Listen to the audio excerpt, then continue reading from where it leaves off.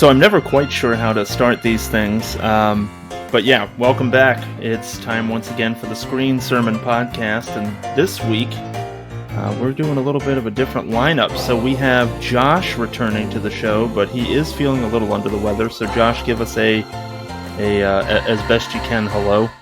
Hey, how are you doing? I have a brontosaurus.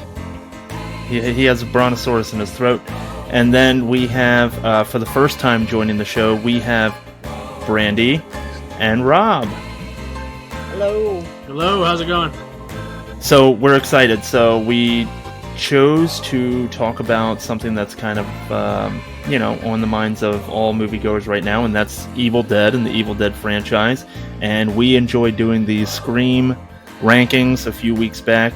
Had a great time with that, and the four of us, being fans of the Evil Dead franchise, decided to do another one of those, and let's rank the 5 films in the Evil Dead franchise. Now, just a caveat from the beginning, we will not be including Evil Dead, Ash vs. Evil Dead on this, only because it's a series versus films. And also, I haven't seen it. Has anybody seen it on the show here?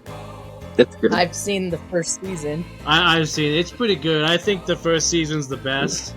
Okay. And the second and third seasons is not too bad, but it definitely takes a step. But the first, a few episodes of the first season is amazing. Gotcha. And would you say that it's pretty, faithful to the source material and stuff? It kind of stays with that vibe?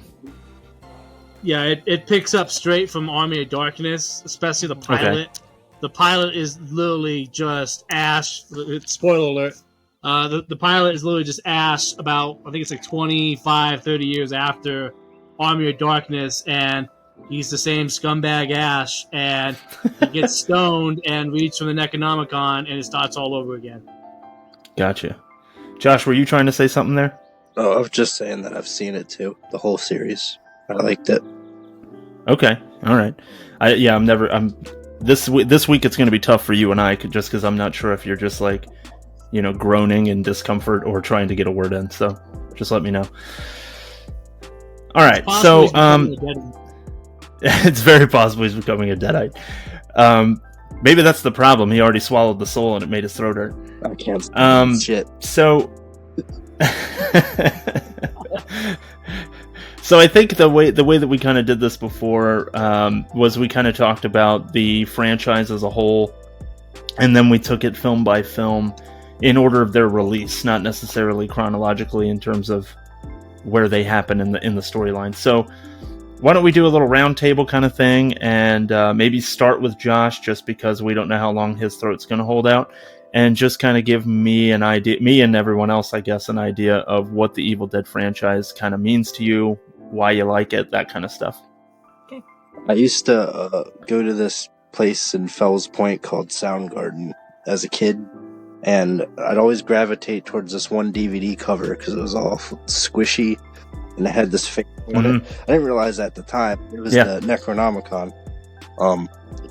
So that got me interested in the franchise, which I didn't. I started completely out of order with Army of Darkness. Didn't touch the franchise until Evil Dead 2013 hit theaters. I saw that in theaters, and then I went back and watched the first two. Okay. Became a fan from that. Gotcha. What about you guys, Rob and Brandy? Oh, let's go first. Love, you're the expert on horror. I'm not an expert, but okay. For me, Evil Dead it falls in that same category of, it was an iconic franchise that planted the seed of the campy cliche of the slasher films of the 80s followed the same recipe, and it's iconic. And even you see the posters and you're just automatically drawn in. I remember that my favorite poster when I was a kid is my favorite now is still the poster for Army of Darkness. It's everybody knows that poster, and it's iconic. And that's it. If I ever get to a spot where I'm I really want to watch a horror movie, then Evil Dead is always atop of the list of one that I'll just pop in, and it doesn't matter what. For me, I think like Brandy said, it's a classic cliche, B movie, just awesomeness of the 80s. It has everything you want from like a really bad B movie and also a really good A-list horror movie. It has a little bit of everything. It's so harps on its cliches that they're sometimes predictable, but even then you love that it's predictable because you know exactly what's going to happen and it pays off every time. That's to me what, like, it's perfect that, you know, hey, you can start any of the whole Evil Dead movies and it doesn't matter if you just scrolling through the television and you hop in, you know exactly what you're in for, because it doesn't matter if you're 10 minutes in the movie or the last 10 minutes of the movie, you know you're going to get a good, gory, fun time out of that last couple minutes you're watching. 100%. I agree with you wholeheartedly. And just to give you some background on where my fandom comes from, I think it's twofold. First of all, late teens, early 20s, I was obsessed with the concept of the video nasties list. So that was this, not for you guys because you probably already know, but for the audience, it's a list of, I think it was 39 films that were banned in the UK, just for their content, basically. And I remember Evil Dead was basically the only one I could get my hands on. And so there was something about that forbidden fruit concept of like, I'm not allowed to watch this, or I'm not supposed to. There's a whole country that's not allowed to watch this. And so there was an allure to it, like, you know, because it's not allowed. And then the other piece of it was, and as Rob can attest, to knowing me in the you know, years past, you know, there was a time where he and I and all of us wanted to be creators in some way or another, and lots of us were interested in film and the film industry. And this one stood out to us as, or at least to me, as a movie that was made on a shoestring budget, you know, from a guy that had a dream very similar to the dreams that, you know, my friends and I had. And so to me, it was one of those things where, like, look, it can be done, it's possible, you know, that kind of thing. And so it always stood out to me for that reason as well. Like, look at this cool movie this guy made, and he made it for $350,000. And of course, that's a fortune to us. But like, knowing what other movies cost, it seemed like it made it more attainable. So that's where my fandom comes from. And I wanted to make sure to preface this very quickly by saying I think we're all on a similar footing here, but can we just go around and confirm there isn't a bad Evil Dead movie, right? We all kind of are in that place. No, there's ones that are definitely better than others, and there's one that I definitely don't turn to on a regular basis, but sure, I wouldn't consider it even just a bad movie. Right. Yeah, I agree that all the Evil Deads, even though I have some criticisms on some of them, they're all decently, some at minimum decent horror movies, and some of them are perfection, but they're all overall a good movie franchise. They don't have like just a terrible one. It's like, oh, nobody likes this one. No, each one has a fan base for its own unique reasons. Absolutely. What about you, Josh? I love all 5 of them. My highest score was a perfect 10 out of 10, and my lowest score was a 7 out of 10. So I enjoy all of them to a high degree. Agree wholeheartedly. And so I just wanted to make sure to put that out there, that no matter where we rank them, and I feel like I need to put this because I think that my list might be a little bit like somebody's going to come after me. So I say that just to say I love all of the films. I enjoyed all of them. But when you have quality from top to bottom, you have to rank them somehow. And so I did, and I did it in a very specific way, and I'll explain it when we get there. But if you all are comfortable... Oh, one more quick housekeeping thing. We are going to spoil Evil Dead Rise. So by the time we get to that portion of the episode at the end, if you have not gotten there, you know, turn it off. Or it might be best, go see the film now and then come back to the episode when you've seen it.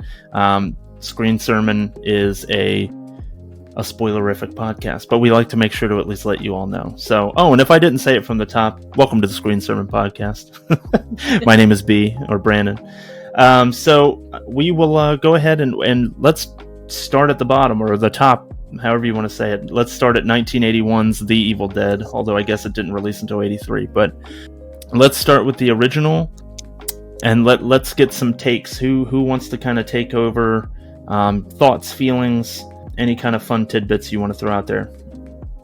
Okay. So some background about the Evil Dead. Sam Raimi was a bit of a dick during the production of this film. He borrowed a lot from Kubrick in the sense that he pretty much tortured his cast members to get the reactions he wanted out of them. Mm-hmm. He borrowed a lot from a previous short film of his that I do not remember the name of. I think it was In the Woods. Yeah, that might have been the name of it. I haven't seen that yet. I didn't have time to before this episode, but I will probably tonight.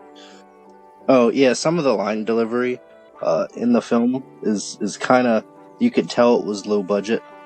And I appreciate some of the low budget aspects because the graininess, the sound design, atmosphere editing, and makeup all make it very grindhousey.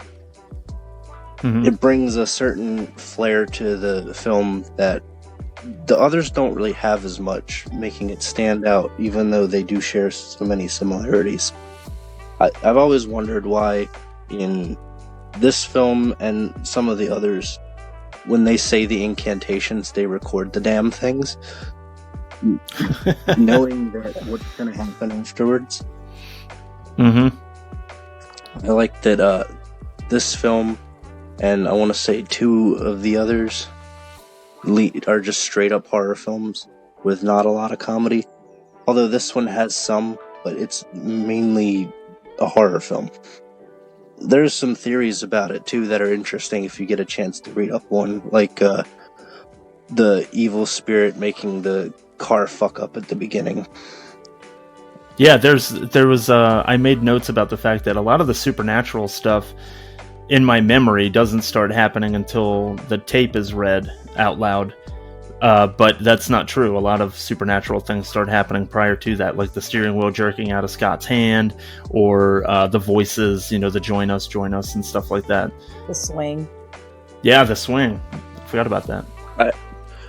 I think I have one negative about this whole film that I could think of off the top of my head. And Ash, as well as the rest of the cast, don't have a lot going on in the realm of character development. This is before Ash starts his arc that he goes through in the original trilogy. If you were to pick up this film first without having seen any of the other films, but just know Evil Dead as a franchise, you wouldn't recognize Ash at all based on what he's become in pop culture. But I agree wholeheartedly. With where I ranked it, or yes, yeah, or we can save that until we've all kind of given our tidbits. That's fine. All right, well, Wob or Brandy can go next then. All right. So for me, the original Evil Dead I'll be dead ass on. It's my favorite because it's the OG. It's where like Rob was saying earlier, it is a low budget franchise, and you can tell. That's one of the things that makes it so bad and so good, is because it's a low budget film. You can tell by watching it, it's low budget. But the effects and things that they did, even though, especially in this day and age, when you watch it in comparison to, the new Evil Deads that came out now, that the effects are a little cheesy, but for the budget in that time, it's pretty good effects for the budget that they had. Most of them, yeah, I agree. Yeah. And I agree with the character development. That's absolutely correct. You don't really know any of the characters. You don't know their personalities. You don't really know much about them. It takes right off. One of my absolute favorite things about it's a fun fact. One of my favorite parts of the Evil Dead is when they first go down into the cellar and they first find the Necronomicon and they find the tapes. There is a poster on the wall that's ripped of The Hills Have Eyes. And you can barely tell what it is. And that's a nod because when Wes Craven made The Hills Have Eyes, he had a torn Jaws poster that he put in the movie. And that was a nod to Steven Spielberg, and that was a way that Wes Craven kind of took a stab at him, that's not real horror. This is real horror.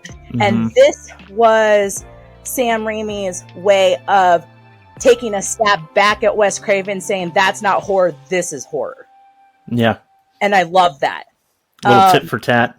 Yeah, I mean, it's awesome. The funny thing is Wes Craven took a stab back at him when he came out with Nightmare on Elm Street, because in Nightmare on Elm Street, he has Nancy fall asleep watching Evil Dead.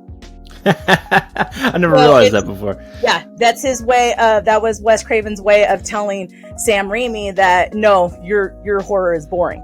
So that's just one of my fun facts for this movie. But that's really good. Yeah, no, I love this. I absolutely love this movie. Like I said, it's the original. It laid the groundwork. It was, like I had said before, it's got that, like, you know, like Josh had said, it's got that grittiness. It's got the campiness that you expect from a horror movie at this time. And, you know, it perfectly lays out the groundwork for, you know, movies like Cabin in the Woods. Cabin in the Woods is literally Evil Dead, but the new version of it and a more comic version of it. Yeah. And, you know, it's a classic.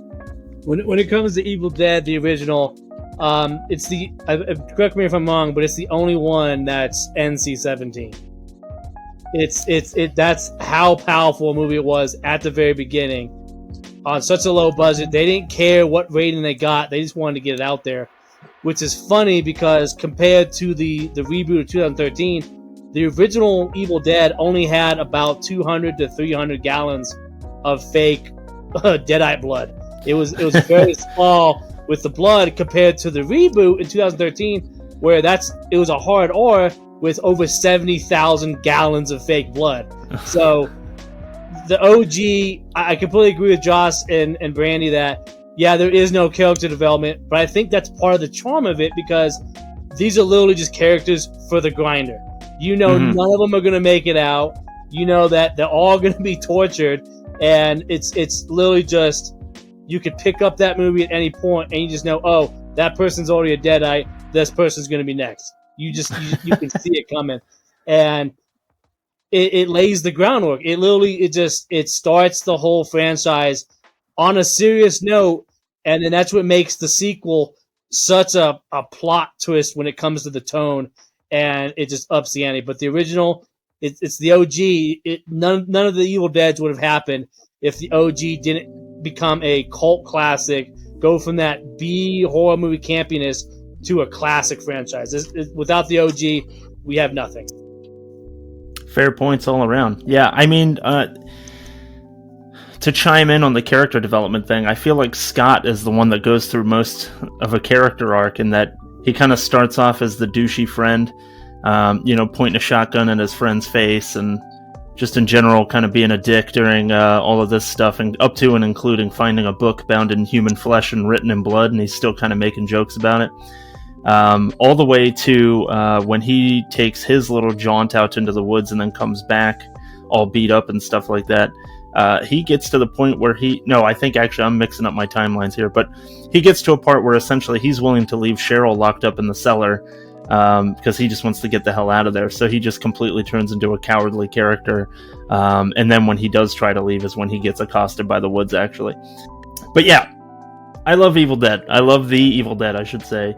I agree with the concept that, you know, the rest of them don't exist without this one. And I think what you're going to find from my ranking that I did is that Evil Dead exists in two versions, right? There's a horror series that's called Evil Dead, but then there's also the comedy series that's called Evil Dead. And the comedy series just happens to have a lot of blood and gore in it, but it is inherently just silly. It's a bunch of silly shit happening. But the silly shit is happening on screen leads to a lot of bloodshed and people getting cut up with chainsaws and stuff. And so that's why I kind of let it inform my rankings, because at the end of the day, I love the horror Evil Dead, and I also love the comedy. And I find that when they blend perfectly together, that's when the best version of this franchise comes out, and we'll get to that later. But so just talking about the first one, one thing that comes to mind is, you know, scenes, and I think there are certain things that we could definitely pick out as being things that are memorable or things that are our favorite moments. If you've been listening to the show at all, you know that I'm a real visual person, and so cinematography has a lot to do with my enjoyment of movies, and Sam Raimi is absolutely a nutball when it comes to the camera. He does a lot of wild things. in his direction. And they came up with some very inventive ways to come up with how to shoot those things. And the one that I think the most is what I ended up calling shovel cam, which came out of this one. When Ash cuts Linda's head off with the shovel, they essentially have the camera mounted to the shovel, so you get to enjoy the ride as the swing happens. They've copied that shot in different ways throughout the franchise, and it's always fun to be able to point that out. What are some of the scenes, or what are some of the moments that kind of stand out for you guys in the first one? When the original cellar scene, like the first cellar scene of the franchise, and there are many, that entire scene, I thought it was done better in a later film, but combined with how good the makeup was and the contact, the contacts are very, like, I love contacts in the Evil Dead franchise, even though the actors themselves could not see out of them worth a damn.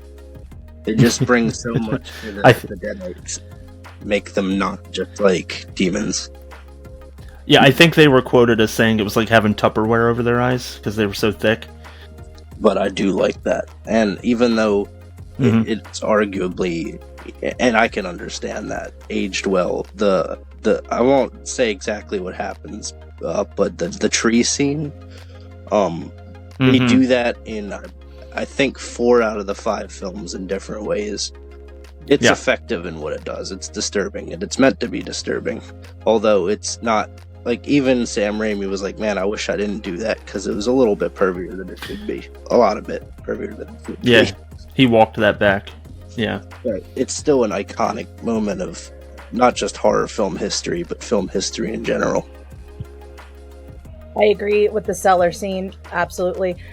The tree scene was going to be one of the ones that I was going to bring up. That is iconic. So, and like Josh was saying, like, the different Evil Deads have, certain ones have a different adaptation of that scene in different ways, but in the end, it's still, that's an iconic Evil Dead scene in the movie, and they all do it in different ways. One of my favorite scenes, and it doesn't even have anything really to do with the horror aspect of Evil Dead, is when Ash is presenting his girlfriend, I think it's Linda, with the necklace, and it's because that necklace, I'm sorry, but it's almost like a rule in an Evil Dead movie: don't be Ash's girlfriend, because you're gonna get it in one way or another. Like, Ash is just not meant to be in love with anybody. And it's, later on when she becomes a Deadite, she mocks him with that scene, and I just love how it reflects later on in the movie. I just liked how they did that. It's it's pretty awesome, and it kind of even though there's not that much character development, it kind of is a, like, you understand that, Ash has heartbreak from the beginning. My favorite scenes is always his iconic just gun it through the wood shots and that sound design of it just screaming. I love that. Brandy kind of took my scene a little bit with the girlfriend and the necklace. A fun fact with the necklace is the necklace becomes such a big thing, and it's actually a goof, because they shot the scenes with the necklace, and they were originally going to end the movie with that necklace burning the Necronomicon like a fire ant. It was supposed to be the sun was supposed to hit the necklace and light the book on fire, but they couldn't get it to work, and they couldn't just reshoot all the scenes they've already done with the necklace, so the necklace becomes iconic even though it's a goof. So, but to me, every time there's that shot of the darkness just going through the woods with that noise, I always imagine Sam Raimi just running like a bat out of hell in the woods, and it makes me smile. And it's just, that's to me is the essence of Evil Dead. It's like, hey, this is so goofy, but it's terrifying at the same time. I think they rigged a camera to a 2x4, and it's literally Bruce Campbell and Sam Raimi running through the woods holding either end of the 2x4. That's how they did that. It's ridiculous. Also, one of my favorite shots is in the beginning when you get the demon POV, and it goes over a pond. Evidently, that was Sam Raimi sitting in a dinghy, and Bruce Campbell was in the water pushing it across the pond. It's amazing. Yeah, it's funny, actually, that you bring up the tree violation scene. It's absolutely brutal what happens to poor Cheryl. And I think that whip sound that happens, that kind of like whoosh, like that happens when she gets violated. it just absolutely added to it. And I think originally she was just kind of supposed to get tied up in the vines, and Sam Raimi kind of kept pushing the envelope so that it ended up being more and more. As Josh stated, he ended up kind of walking it back and saying, I really wish I didn't do that or push for that. But I had a question for you. After watching the film again, am I the only one that kind of thinks that the same thing happened to Scott? Oh, I can see that. He got killed by the tree. Right. Like, he gets wounded. He clearly gets accosted by the woods, similar to Cheryl. Like, obviously his clothes and stuff aren't ripped off, but do you think maybe he was violated in a similar way? I mean, gender equality. Right. I was going to say, if the tree is going to rape one sex, it might as well rape the other. Go for it. Yeah. Because I doubt, like, deadites and demons and things like that are going to, differentiate one way or the other. They're causing misery either way. So yeah, I think we're all in agreement about the iconic status of Evil Dead, but why don't we go ahead and go around the horn, and where did it land in your rankings? And start with Josh. All right. I think my entire ranking is going to be pretty controversial. But the original Evil Dead came in at number 3 for me. Okay. All right. Okay. The original Evil Dead is not my favorite out of the franchise, but because it is what it is, it laid the groundwork, it's so iconic, I put it as my number 1. Because when I want to watch an Evil Dead movie, that's usually the one that I toss in, is usually the one. That makes sense. For me, I slotted the original as number 2. It's a classic, it's the OG. But I do have a favorite that I will personally put as number 1. But like what Brandy said, it could definitely easily be the number 1 on anybody's list. It's the OG. It's sadly just a step below the one I love. So it's number 2 for me. I have a sneaky suspicion that I know what your number 1 is, but we'll get there when we get there. Just knowing you as a man, I'm pretty sure I know what it is. So for me, as I said in the beginning, it's separate, right? There's a horror Evil Dead and there's a comedy Evil Dead. And in my opinion, the best of the franchise in both categories sit above the original Evil Dead. And the worst of those two, the second best of those two categories would sit below the original Evil Dead. So for me, the original Evil Dead is also my number 3, similar to Josh. And the reasoning behind that is, in my opinion, The Evil Dead from 1981 is it's the pitch film that this kind of a movie can be made, or that this franchise is something that could happen. And it gets extrapolated on in the future films, and it's done better in the future films in terms of laying the groundwork and creating the lore and things like that. This is kind of that student film pet project to get it off the ground, but its iconic status, obviously, and it's very similar to me. If I'm in the mood to watch an Evil Dead film, I'll probably throw the first one in. And for all of those reasons and the respect that I have for the movie, it gets my number 3 spot. So with that being said, a few years later, they did greenlight a sequel to it, and it comes with a lot of confusion. So Evil Dead 2 is released in 1986, the year of my birth. Get that out there. Anybody's wondering how old the host of the show is. Evil Dead 2 comes out, and there's a lot of conversation about, is it a remake of the original again? Is it a true sequel? Is it a spiritual successor? What is this thing? And from what I understand, their intention was to reuse a lot of the footage from the original film. They ended up not being able to do that for legal reasons, and so they just reshot the first film again, and they essentially tell you the entire story of the first film in about 6.5 minutes before they pick up with the second one.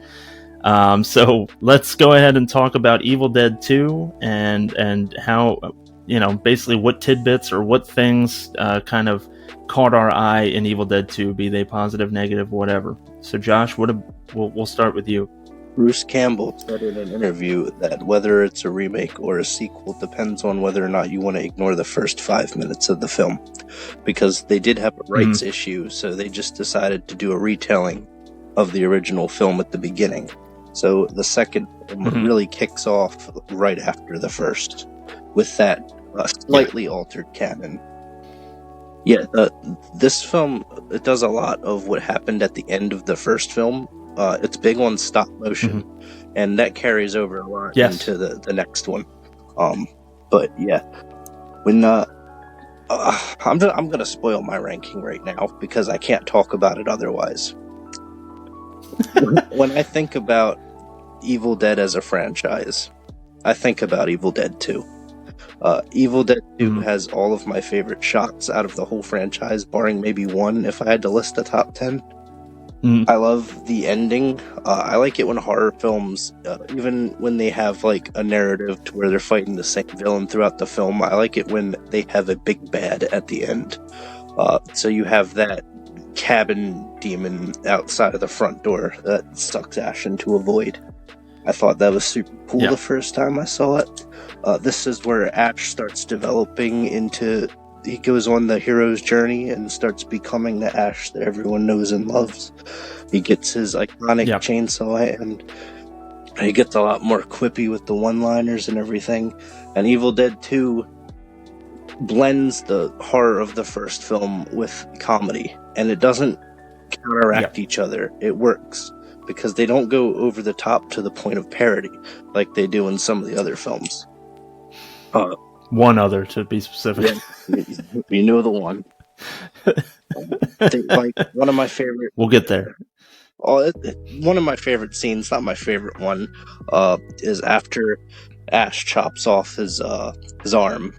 He buries it or puts it in something, and then he throws a bunch of books over it, and the book on top is a farewell to arms. It's a great gag. Great joke. Yes. You get to see Ash as a Deadite in this film, which is really cool. You got the scene where everything in the room starts laughing. I always misremember that deer as being in the first film, but it wasn't. It was this. That's when Ash has a dance-off with the lamp. If you've never seen Evil Dead, you probably think I'm talking nonsense. And you are. But it happens. Yeah. It feels like every Evil Dead film for a while tries to one-up the previous one in the amount of blood that they use on screen. And being somewhat of in the effects industry as it is, I know that fake blood is not cheap. So that's got to be a significant amount of the budget. Right. And this film, more than any other Evil Dead film, sets up the following film perfectly, with both the ending and Ash is foreshadowed in the book as being the was it 14th century hero, 13th century. Yeah, 13th. Yeah, 13th. Great at history. Oh, and or I guess it would be the 14th century, but it's 1300. Okay, so yeah, I was right. Don't fucking correct me. Sorry. You got it. Final note really is what I never picked up on until rewatching it for the episode.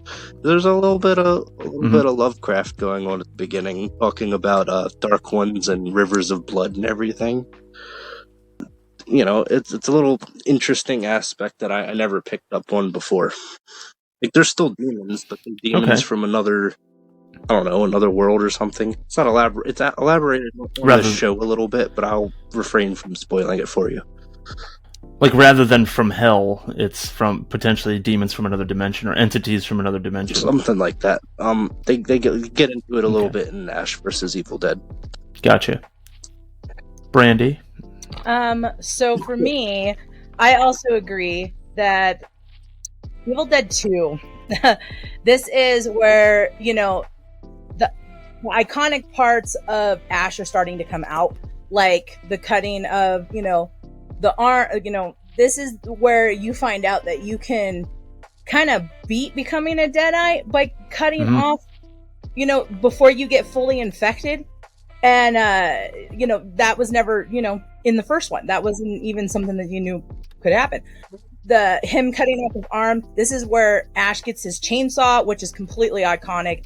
Ash, when you picture Ash, you picture Ash with the chainsaw and the rifle. That is how you picture him.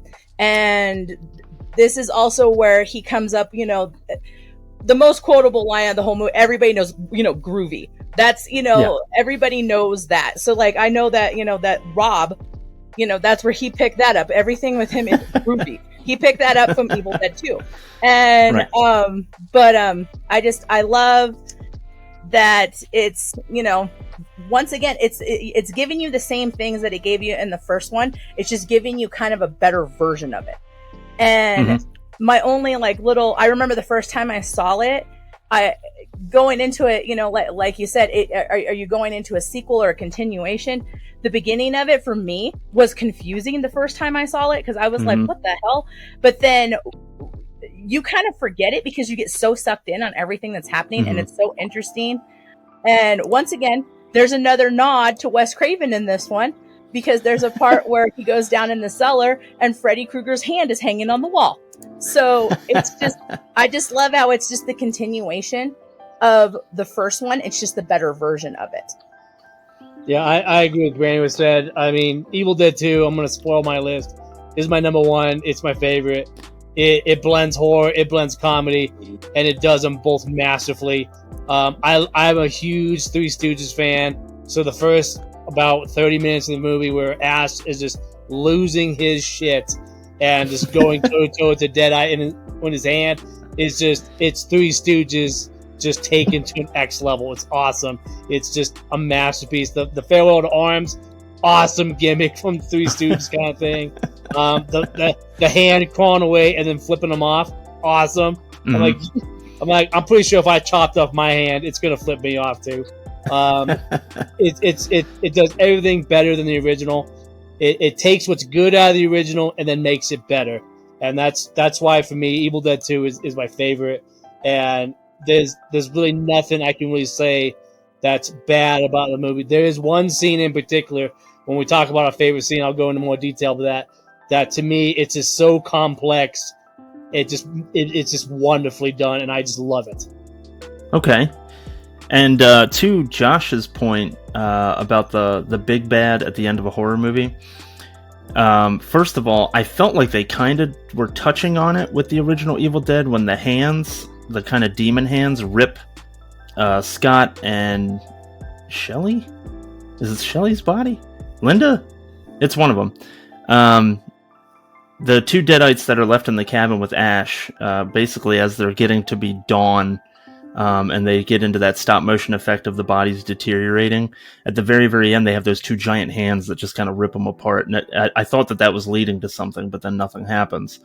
But I have a similar feeling to you, especially with Evil Dead, because there's this concept of like, you know, we're going to collect a certain number of souls and then this bad thing is going to happen. And you didn't really get that in the original. They hadn't really established that yet. But about Evil Dead 2, I agree. I think that the first 6.5 minutes of the movie is a better version of the original film. I think it's more tight, obviously, and I think it's a little more cohesive. And the fact that you're not having to tell that story with all the college friends as well, it's just like a romantic getaway. There were only 2 people in the cabin. I don't know. It really just kind of sets things in motion for the second one and sets Ash on this journey from being this kind of heartbroken, having to kill his own girlfriend, and then all of a sudden having to fight for his life. And you know, he goes a little mad in the middle there when things are really going bonkers for him, and him and everything else in the cabin are laughing. And you know, as Josh stated, he gets into a dance competition with the lamp. There's a deer head on the wall laughing its ass off, thinks it's hilarious. You know, his severed hand crawling into a giant mouse hole, and just every moment that you have in the film to wash him in blood, it pretty much happens. But yeah, it's a joy to watch. I think one of the parts about it that I didn't enjoy that much was during the retelling of the original film. So it's like a love-hate thing. I think the stop motion is tons of fun, but Linda's dance out in the quote-unquote graveyard, and Ash is just kind of watching it from the window, it's so ridiculous. Especially when you're coming from watching the original film. And this is right in the first 5 minutes of the second one. You're like, what is this compared to the film I just watched, you know, a little bit ago? This is a complete a hard right turn into just a completely different genre of movie. And I love the opening, all the cool kind of animation that they do with the book and the narrative, the narration that happens over top of it. I love the introduction of Professor Nobi and his daughter, and kind of giving some more of that backstory to understand where the book came from and what it is, and why is it here? Why is it in this cabin? Yeah, it's a superior. It took the student project, which is how I feel about The Evil Dead. They're like, okay, now let's retell that story just so everybody knows where we are, and then let's pick it up from where this series can really go. So let's talk about specific things, specific scenes that we liked or didn't like, or maybe some specific aspects that really are what stood out for us and why we would put it in the ranking number that we did put it in. Josh, what are some things for you, like real specific things? Just to touch on the scene you mentioned with the dancing, I think that's the only scene in the film that aged poorly, because it's very clearly a doll's head. It looks nothing like her when you see it. It's just a doll's head. Yeah. But there's so many iconic scenes from this film. The scene with the laughing deer head is a close second. I think my favorite scene out of the whole maybe franchise is the one shot of the demonic force just chasing Ash throughout the cabin and out the cabin, and then he loses them for a minute. You stole my answer. Looks around and fucks off. I used to know how they did that. About that, there's a part during that chase scene where Ash essentially finds some kind of like false wall, and he ends up between the walls, like running like inside the walls of the house, kind of like Bruno from Encanto, like where he lived. How did Ash know that was there? he's finding every secret passage and every door possible to get away from this demon. I thought that whole scene was amazing. I'm a big fan of one shots in films in general, especially ones that they kind of, this happens in other films too, but it happens to a degree here. It kind of gives you a layout of the setting. Yeah. Even though they're, places like between walls that don't necessarily make sense. Yeah. But yeah, that's my favorite scene, the whole franchise, just because of how, like, it ends with the demonic entity kind of just looking around, go, where did he go? And then just going away. For me, in the Evil Dead 2, my favorite scene is the ending. The ending has always been my favorite of that, because I just love, like Josh had touched on it earlier, that getting like sucked into that, like, that abyss at the end, because you truly are like, what the hell was that? And you're trying to figure out, like what happened, to him. And then of course the hand cutting scene, and when he gets the attaches the chainsaw. That's my all-time favorite scene, and I know that that's probably cliche, and it's iconic, but it is my favorite.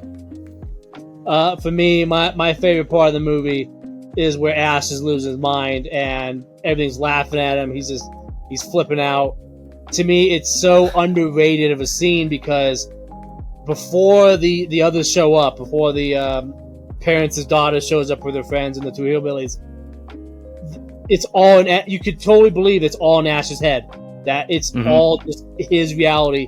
And when they first show up, they have no idea what's going on. All they know is that Ash tried to shoot him with a shotgun. That's all they know.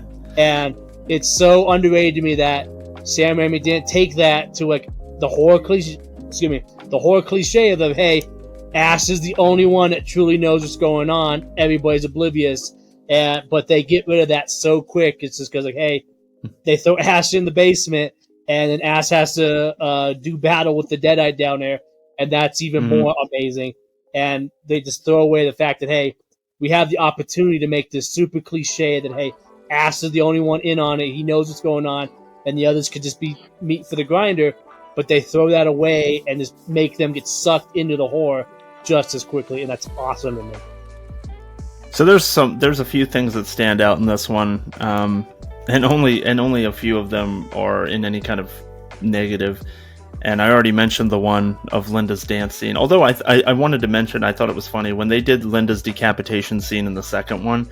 I thought her head that ended up in Ash's lap looks like Beetlejuice's snake head. It's very similar. I can see that. But like when they do like superimposing things over top of other things, like at one point the cabin has eyes, and that looked really bad. And then later on you see Professor Nobi. He kind of appears like in an ethereal form kind of thing, and that looked really weird, but it's just a sign of the times. One of my favorite things, I think, was after... So first of all, I think my favorite thing about Evil Dead 2 is that it is the epitome, and we were talking about this off air before we started recording. To me, it gives you the ultimate depiction of a Deadite, and that is Henrietta. I think Henrietta, played by Ted Raimi, the Deadite that was already in the cabin, buried in the cellar, she is the perfect vision of a Deadite. When I think of a Deadite in my head, it's Henrietta. And later on in the film, much later on in the film, after who was it? Oh, Jake, the hillbilly guy. After he gets stabbed with a dagger, but he's still kind of kicking, he ends up a little too danger close to the cellar door, and Henrietta pulls him down so that the upper half of his body is underneath the cellar door. And after she starts like eating him, I guess, this absolutely comical fountain of blood shoots out from underneath the cellar door. It's like unbelievable. There's not that much blood in a human being, but it just starts shooting out from under there. I love the evil entity at the end. Like Josh said, that you finally get a big bad. The kind of spirit of the forest or whatever, or spirit of the cabin. It looks like a Resident Evil boss. It's awesome. And Ash has to stick it in the face with a chainsaw, and a bunch of nasty blue stuff starts spraying all over the place. It's just great. It gives you that really fun kind of denouement moment where you reach a crescendo and it gets paid off. And that's kind of what was missing from the OG one for me. But yeah, Evil Dead 2 is great. I don't think it can be denied. It does offer you the beginnings of who eventually becomes one of the most iconic horror characters of all time. The classic Raimi shot of like doing some shit, like getting some chores done, and it's in kind of montage form, and they do that punchy, very harsh sound effects, and you're doing push-ins on everything, so it's just like, oh, I'm gonna brush my teeth. Well, as I'm applying toothpaste to my toothbrush, bam, it does a push-in shot. And then, I bring it up to my mouth, bam, it does a push-in shot. That kind of started here. I think it was done in the first one, but it didn't really have as big of a... Oh yeah, it's when he's chaining Linda down to the workbench. But I think Raimi perfected it in this film, and it was when Ash was rigging himself up and getting the chainsaw set up on his arm. And then he saws off the shotgun and he bumps it with his elbow to knock the excess off the end of the barrel. Just super cool. So yeah, with that being said, gushing enough about it, let's go around the horn and talk numbers about where it lands in our ranking. Josh? It's no surprise, based on how much I talked about it, that Evil Dead 2 is my favorite of the franchise. It's the one that I think about when I think about the franchise.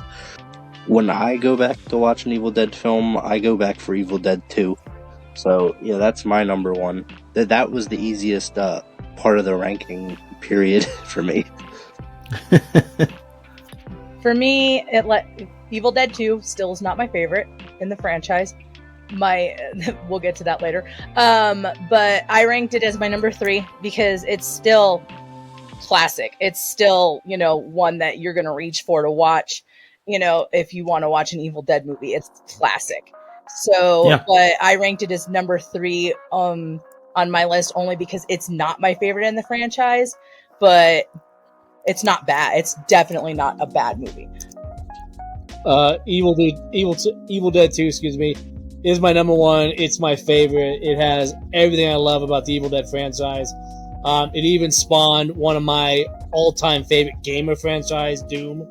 The chainsaw from Doom and the double barrel shotgun from Doom are directly related to Evil Dead and Army of Darkness. They both took inspiration from that. It's my all-time favorite. It's my number 1. It will never fall from number 1. I love everything about it. Even though, like everybody said, the very beginning recap is so awkward and a little kind of displacing. I can totally look past it, because to me, it's a movie you can watch and you can know exactly what's going on when you first start watching the movie. You don't need to be picked up and like, oh, what happened in the first movie? You can just start and go. And to me, it's hilarious that Evil Dead 2 is maybe, correct me if I'm wrong, but I think Bruce Campbell said that is his favorite one. And it's coming off of Sam Raimi, who completely filmed a movie that bombed in '85 called Crime Wave. They made him go and do this again because his original sequel idea, they didn't want it. They wanted him to do Evil Dead 2, like you said, with the rights, and just pretty much rehash it. And it's hilarious that, to me, that it's takes everything out of the first one. It makes it better. And even though the OG is the OG, to me, this one will beat the OG because it's 10 times better. And I agree. I basically agree with what everybody's saying. It's the perfect blend of what you want out of Evil Dead. You get the horror, you get the gore, you get the comedy, and you start to get cool as hell Ash. You know, you actually get the hero version of Ash. And so for those, very simple laid out reasons, Evil Dead 2 is my favorite in the franchise. Everything else is basically trying to live up to those standards, in my opinion. So let's take it on now. At the end of Evil Dead 2, Ash gets sucked through a portal and gets dropped into medieval times, essentially. And The restaurant? there's a little bit... Yeah, that's what I mean. That's kind of what it felt like. We'll get to that. So Army of Darkness comes out in 93? Is it 92 or 93? Does anybody have that? I have that. Hang on. It's a 1992. 92. So they waited 6 years again, I guess. Well, something like that. 81 to... so 5 or 6 years.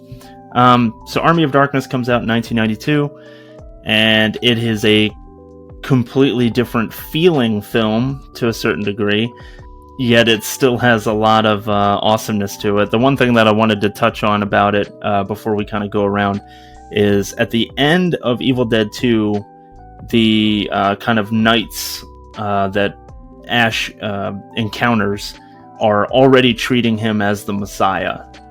That this chosen one who has come from the sky to save them from the Deadites and things like that.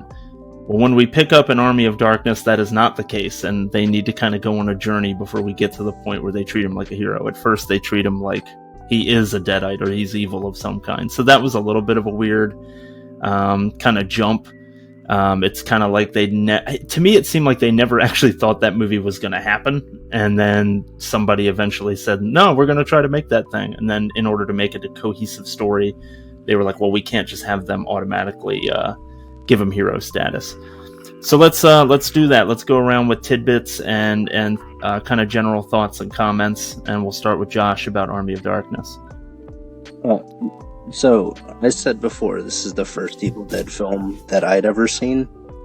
The reason why I saw this is because my dad had the video game of it, Evil Dead Fistful of Boomstick, which used the same cover. Oh, Jesus. Just about the same cover. And that was... I forgot all about that game. Yeah, that was enough to make me want to see the movie. So I saw the movie, to date my age, we rented it at Blockbuster. It was originally supposed to be called The Medieval Dead, which is a way better title, by the way. Oh yeah, why didn't they go with that? Let me just, so we're all on board, let me just say in advance that there is no bad Evil Dead film, alright? Yes. So, this is not a horror film. It's a action, adventure, comedy, fantasy film. There is almost no blood in the film. It's very cartoony. It feels a lot like Sinbad or Jason and the Argonauts. Like very, very Ray Harryhausen. Love Harryhausen. Yep. This is where Ash completes his arc into accepting his hero status. So I do like the movie. All right, I will say that because I'm about to shit all over it. It's a great movie. But the comedy is like way too nuts for me. Especially when you do what I did and because I was running out of time, so I marathoned. I watched one Evil Dead film a day, leading up to Rise. Yeah. And man, this one was like gave me whiplash watching it the day after Evil Dead 2. He mentions that he got his boomstick at S-Mart, and I always wondered how the hell he got a shotgun in a department store in the middle of Michigan. I'll talk about the ending last, I guess. The Deadites in this film, the most out of the entire series, don't seem like much of a threat. Mm-hmm. They're kind of like throwaway, like video. Like it feels a lot like a video game. You got Evil Ash as like the final boss, and all the other Deadites feel like, you know, just like the first enemy, like a Dark Souls game. The first enemy you see, you know, you can just kill waves of them. He doesn't have any trouble really killing any of them. I mean, he kills that one witch woman like without even looking at her. Yeah. There's so many, like there's so many fun scenes, even though I think they're a bit much. They're still like fun, like when the mirror breaks and a bunch of little ashes pop out of the glass shards and start fucking with them. That's hilarious. Mm-hmm. When Ash's jaw extends to look like Ghostface, sort of. That's kind of funny. When he opens the wrong book. Yeah. There's 3 books here. Yeah. Which is neat because where we're at in the franchise now, there are 3 books. 3 separate. Yeah, they acknowledge that. You see them, all 3 of them throughout the franchise.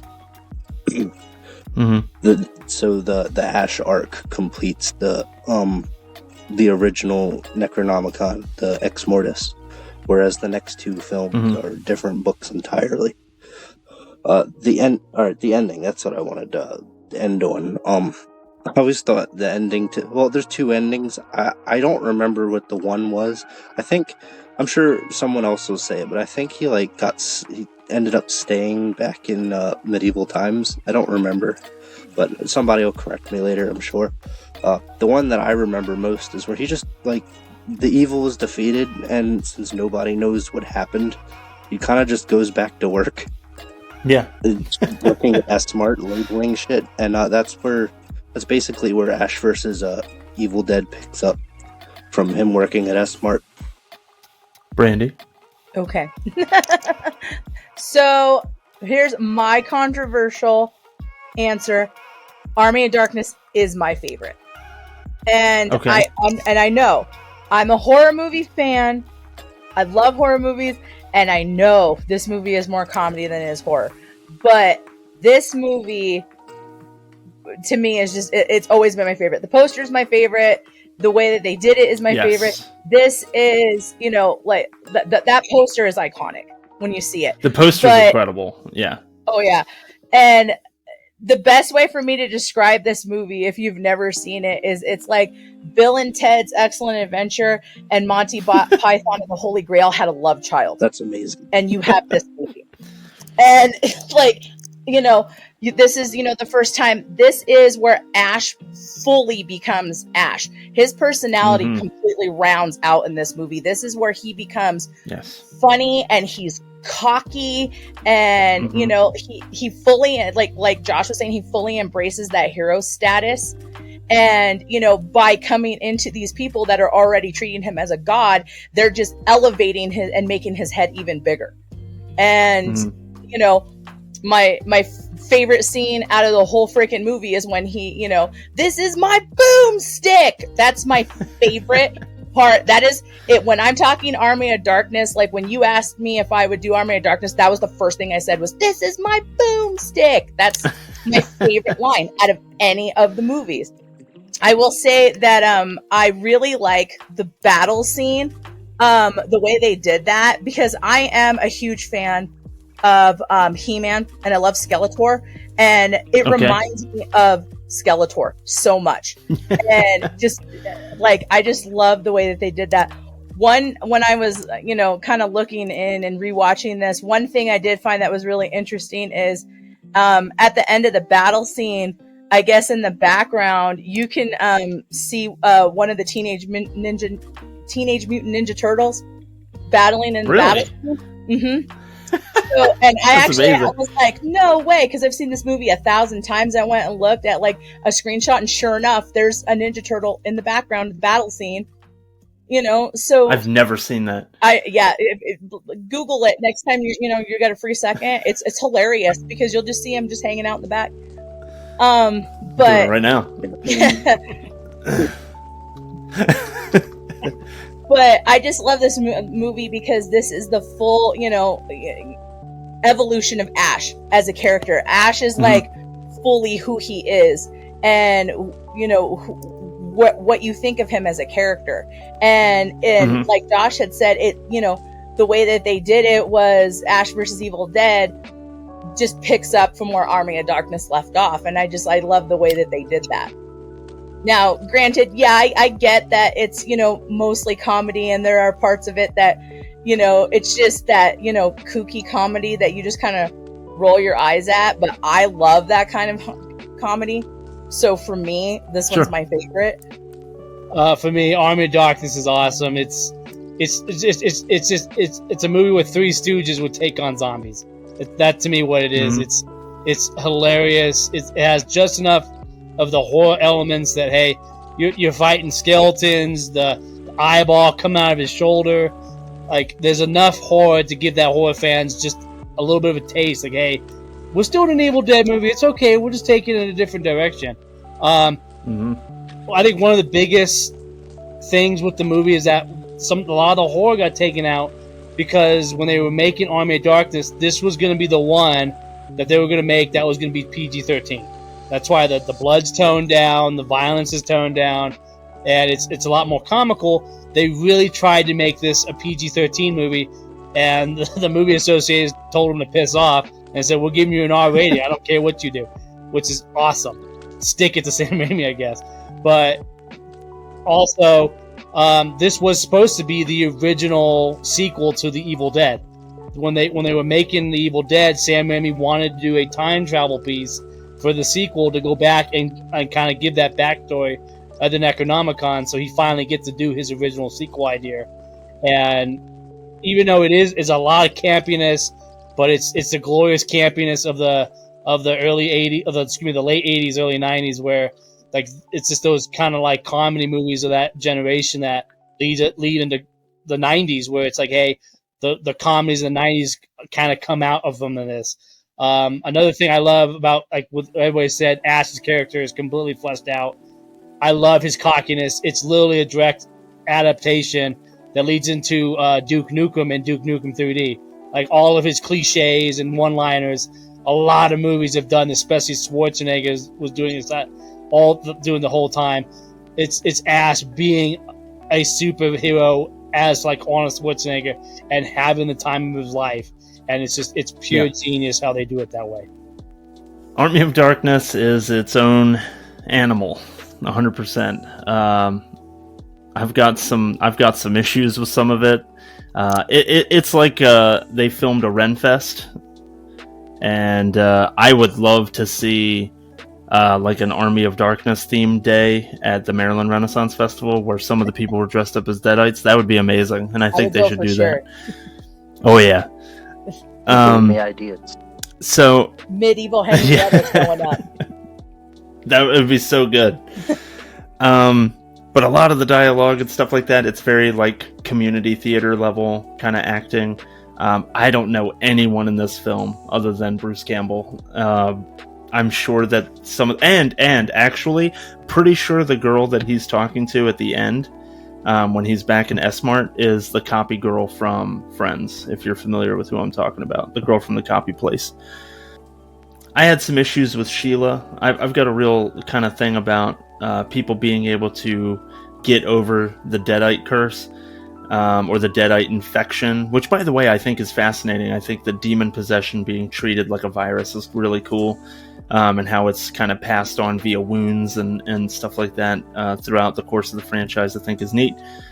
For the most part, when you become a Deadite, it's pretty much the end of the road for you, unless you're Mia or Ash, which makes sense because they're the main characters in the movie. the movies, respectively, that I'm talking about, unless, of course, there's somebody that I'm forgetting. That's not from Rise. I also recognize that they're... Actually, no. We'll get to Rise when we get there. But yeah, I think Ash and Mia are literally the only people who ever became Deadites that should have survived the experience. And it's because they were the protagonist in that story.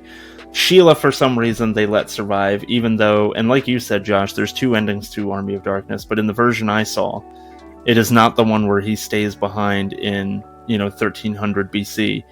So it made... What did it offer us having Sheila survive that? It's not like Ash stays behind and they have a love story or something like that. He ends up going back to work at S-Mart, like you said. So it would have been just as easy to have her get killed during the battle, which it very much seemed like she did. There's a lot of really funny stuff in this movie and some that doesn't land.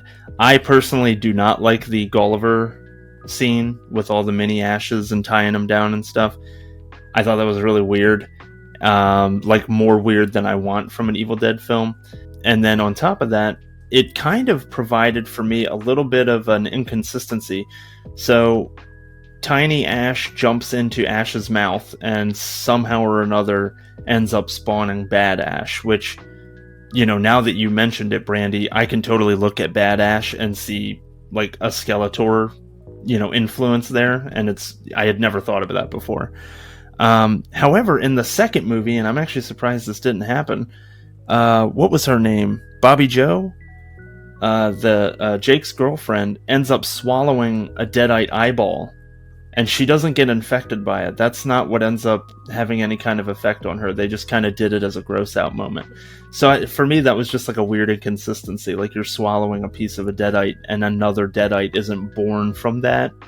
Obviously, there's already some weirdness in the fact that it's not that Ash became a Deadite by swallowing Tiny Ash. It was somehow or another that's how asexually Bad Ash got to be born. They treat the Deadites in this movie like acrobats or luchadors. Like there's a lot of scenes of shooting them from underneath, while it's very clearly like acrobat stunt people doing like trampoline bounces and doing a lot of tumbles in the air and stuff like that. Very strange seeing Deadites behave this way. The witch kind of does it in the beginning, the pit witch, but then at the end in the S-Mart, when he gets attacked by the Deadite, it is very clear that they have some kind of acrobat playing the Deadite. Just some of the other stuff in there. I like that they introduced the concept in the lore that there are 3 volumes. There's 3 tomes of the Necronomicon. It's not a single book, which explains why the different ones have a different appearance and stuff. Like the one, they don't always have a face on them because that's a completely different book. But yeah, at the end of the day, the thing that you can say best about this film, I think, is that it gives you the ultimate Ash. This is the ultimate version of Ash. When you think of the character Ash, it's the one from Army of Darkness. The quippy, sure of himself, but also very selfish. I mean, he's an asshole in this movie. He's there just to do what he's got to do so that he can get back to his actual time, and whoever that affects in the process isn't really any of his business. He's not really there to save anybody. He's there to save himself. Of course, in the end, he ends up doing the right thing, but he does it for selfish reasons. But yeah, I mean, most of the Deadites in this film are skeletons. It's not even really, like the Deadites we've come to know. And some of the like puppeting and things like that we get from the Deadites, rather. Like they have the one flying Deadite at one point that picks up Sheila, and when Ash fights the pit witch, and then he gets attacked by a second Deadite in the pit. I thought both of the masks or whatever they had used to create those they didn't look all that great compared to some of the makeup they had done in the past. So overall, yeah, it's hilarious, and sometimes it's not as funny as it could be or should be. It's an awesome movie. It's a ton of fun to watch, and it gives you the ultimate version of Ash, who we all love. So, I don't know. Did anybody else have any other notes about this? I feel like we went around the horn twice on the previous 2. I just want to make sure to check in with everybody about Army of Darkness and if there's things that they left out the first time. I know with the one of the original endings in the script, to kind of piggyback what Josh talking about, the multiple endings. One of the original endings when they were planning to do an Evil Dead 4 back in the 90s was that Ash, instead of being time travel back to his own time and going back to S-Mart, he was going to be time travel to post-apocalyptic England. So kind of like go back and go forward in time. And they were going to set up the plot for Evil Dead 4, which was the Deadites have conquered the world, and now Ash is having to do battle with the Deadites with robots. That was going to be the plot of Evil Dead 4 when they originally did Army of Darkness, which that would have been a crazy movie. Just Ash commanding robots like he's from Dexter's Laboratory or some shit. Anyone else? Final thoughts on Army of Darkness before we get to actually putting numbers to them? No? All right, well, why don't we get to it then? Josh, why don't you give us where Army of Darkness lands in the rankings of Evil Dead for you? Mainly because it stands out as not being a horror film like the other four, and the fact that it doesn't feel like an Evil Dead film. Like, you could, if you took Ash out, you could like make this a straight to Netflix film, just a fantasy film, Dark Crystal or something. So for that reason, and how it doesn't fit the vibe, while I still love this movie, I ranked it number 5. Okay. What about Brandy? It's my favorite. I ranked it as number 2. I mean, it's just, to me, when I want to watch an Evil Dead movie, Army of Darkness is my jam. I love it, even though it's different. Especially like that battle scene. That battle scene is like, the battle scene from Bedknobs and Broomsticks on acid. Like, I love it. That's a quote. I love it. For me, this was the hardest one for me to rank. To me, it's definitely a love-hate. A lot of people love it, a lot of people hate it kind of thing. To me, when I was doing my rankings, it could easily be a 2. It could easily be a 4. I settled on a 3. To me, you get the even though it is kind of deters away from the horror because they were trying to do a PG-13, and the fact that this is the only Evil Dead movie where the main character doesn't get covered in blood because they were trying to make it PG-13. To me, it sits right in the middle. It's a 3 for me. It's definitely a must-see for an Evil Dead fan, but I can definitely see the criticisms. I can see the love for it. To me, it's kind of like the middle movie. It has a little bit of everything, but it does enough to give the hardcore fans something they like. It gives enough for new fans something they'll like, but it doesn't do anything exceptionally well, minus the comedy. The comedy is the thing that really kind of shines out. And if you're so used to the original 2, the original Evil Dead and the sequel to the Evil Dead 2, Dead by Dawn, it's going to be a definite kind of like knee-jerk reaction to how different it is. So that could be a turn-off. So that's why it's a number 3 for me. And 2 things. First of all, I think Brandy that she has a very interesting concept for ranking in terms of there's a recognition of, in her mind, what is the best Evil Dead film versus what is her favorite. And I think that I can personally say I had a hard time doing that kind of differentiation where I put Evil Dead 2 as my number 1 in the rankings because it's my favorite, rather than thinking about the franchise as a whole. So bravo to Brandy for being able to kind of separate those things. And yeah, I mean, there's some comedy in this that really works. One of my favorite things about it is just a stupid little thing that you see in the beginning of the film when they're first capturing Ash and kind of taking him to the pit. And that's when there's just a small, like, smattering of soldiers who are over by Ash's car, and they're just kind of cautiously stabbing it with their swords because they don't know what the fuck it is. Right. I thought that was so funny and such an effective, like, yeah, I mean, they wouldn't know what this thing is. It reminded me of a Mel Brooks movie in that moment, and it just really made me laugh. All that being said, and I really, really wanted to put this at number 5, to be honest. Even though I love this movie, I was going to stick it at number 5, but I didn't. Instead, I put it in the number 4 spot. And the reason why I put it in the number 4 spot is because I was trying to think about Evil Dead as a whole and as a franchise. And this movie absolutely gives us the ultimate Ash. And for that reason alone, it didn't deserve to be in the bottom spot. So for me, Army of Darkness was number 4. So we take a break then. from 92 until 2013. So we get a full 21 years. I think I'm doing that math right, until another Evil Dead movie comes out. And as Wobbert stated, I think there were multiple instances of there being talk of it happening. And I know of at least 2 video games. There was Fistful of Boomstick, which I forgot about, which was a PS2 game. And then prior to that, there was another Evil Dead game, which was for the PS1. And it was essentially a Resident Evil knockoff. It was very much like a tank shooter, where you could move your character around and shoot a gun, but you couldn't do both at the same time. They had a survival horror game too, or something like that. That doesn't surprise me. I was thinking more, I guess, modern gaming, or what to me is modern gaming. I'm sure PlayStation 1 isn't modern anymore, but so we had to wait a long time before we got the next installment in the franchise. And during its marketing, I remember just thinking like, oh, well, they're clearly remaking the first one. And I think there's been some conversation about that, and about the fact that that's technically not true, and it actually exists in a separate canon, or as Josh had pointed out, I think it deals with a different book, and so that's how it's not related, but it exists in the same world or something like that. Maybe those are some things that you guys can extrapolate on better than I can. So in 2013, a movie called Evil Dead comes out. So not The Evil Dead, but just Evil Dead. So let's go around and just talk about facts and figures and tidbits about Evil Dead 2013. Josh? So in between Army of Darkness and Evil Dead, in Italy they did these movies a lot weirder.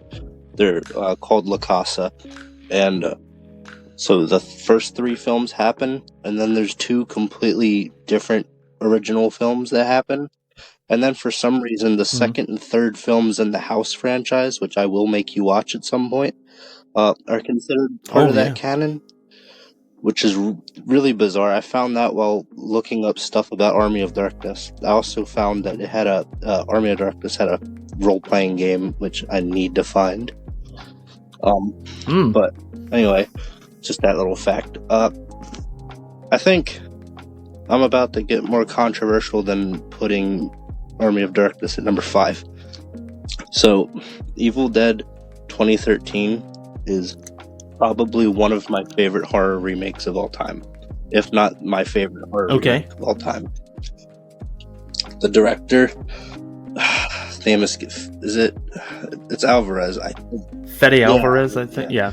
So we have a new director to the scene, and we go the route that I would have taken if you're trying to do a reboot / requel, and you scrap Ash entirely. Because if you try to make another Ash, the fans are immediately going to shit on it, and probably me included. So he cast the lead, Mia, Jane Levy, who was also in another one of his films, Don't Breathe.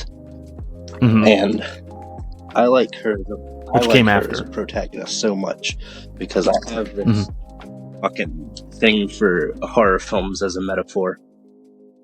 The best horror films are drama films first.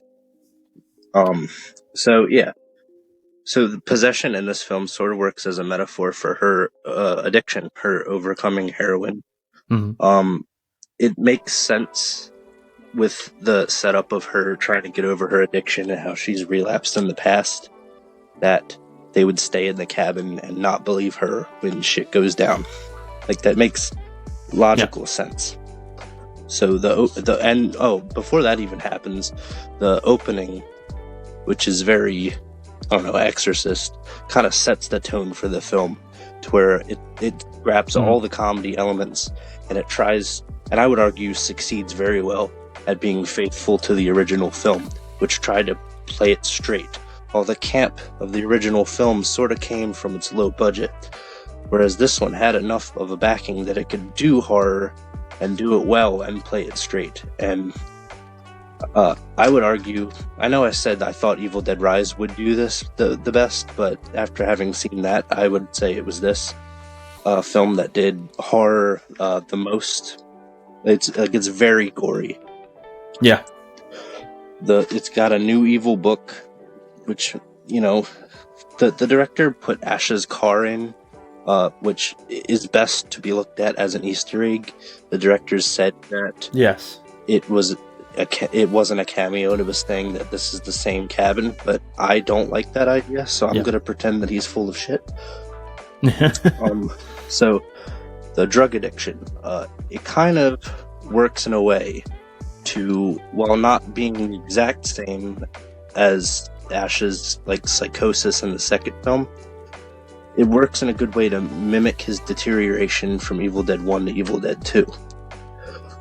The practical effects in this film, as well as every other film in the franchise, are amazing, but they really stand out to me in this film in particular. So it takes things that are funny, and like I said, it plays them straight. So you have scenes that have a little bit of a comedic element, and in this film, they're just like super dark and messed up. It makes the Deadites more than I'd say any film outside of 2. I think 2 is still the reigning king here. It makes the Deadites scary. They still do their little quips, but they're toned down to an immense degree. And I feel like it's a to prevent backlash, or maybe just so it makes sense. For the first time in an Evil Dead film, they put a message straight up front when you first open the Necronomicon. Don't read the goddamn book. Don't say the words out of the goddamn book. And Eric, being a teacher who I guess is just bored, decides, you know what, I'm gonna what is he doing? Read the book, and I'm gonna do it out loud. Damn right. Even though I love Ash as a Deadite a lot, I would argue Mia is my favorite Deadite of the franchise. Ooh, okay. She's just, her makeup and her mannerisms and everything, it's just super, super scary. As well as, well, I don't know if we're going back to favorite scenes, but one that stands out is the bathroom scene where Olivia is just like cutting her cheek open and then does this Resident Evil 1 type turnaround, and Eric ends up smashing her head with the toilet tank lid. That was awesome. And throughout the film, Eric goes through the ringer. I remember the first time we watched this, because I watched this in theaters. First time we watched this, me and my friends were joking around because we thought Eric was dead like 10 times, and he kept coming back. Yeah, he gets the shit beat out of him. This is the only one where I really remember names, because I've seen it 3 times now. Natalie, much like one of the characters in the first one, she's a Deadite, and then she goes into being a human. But unlike the first one, she doesn't turn back into a Deadite and then attack anybody. She just bleeds out and dies. And I like that because it's a little thing where it shows you the Deadites, if they think that they're going to lose, they could just go cut their losses and, bug off. Yeah. Once again, this film upped the blood a lot to where the climax, it literally rains down blood. So everything is drenched in blood. Oh, and a neat little thing in this film. It kind of gives you an out for the first time. Like, there is a way to, if you do it right, to come back from being a Deadite.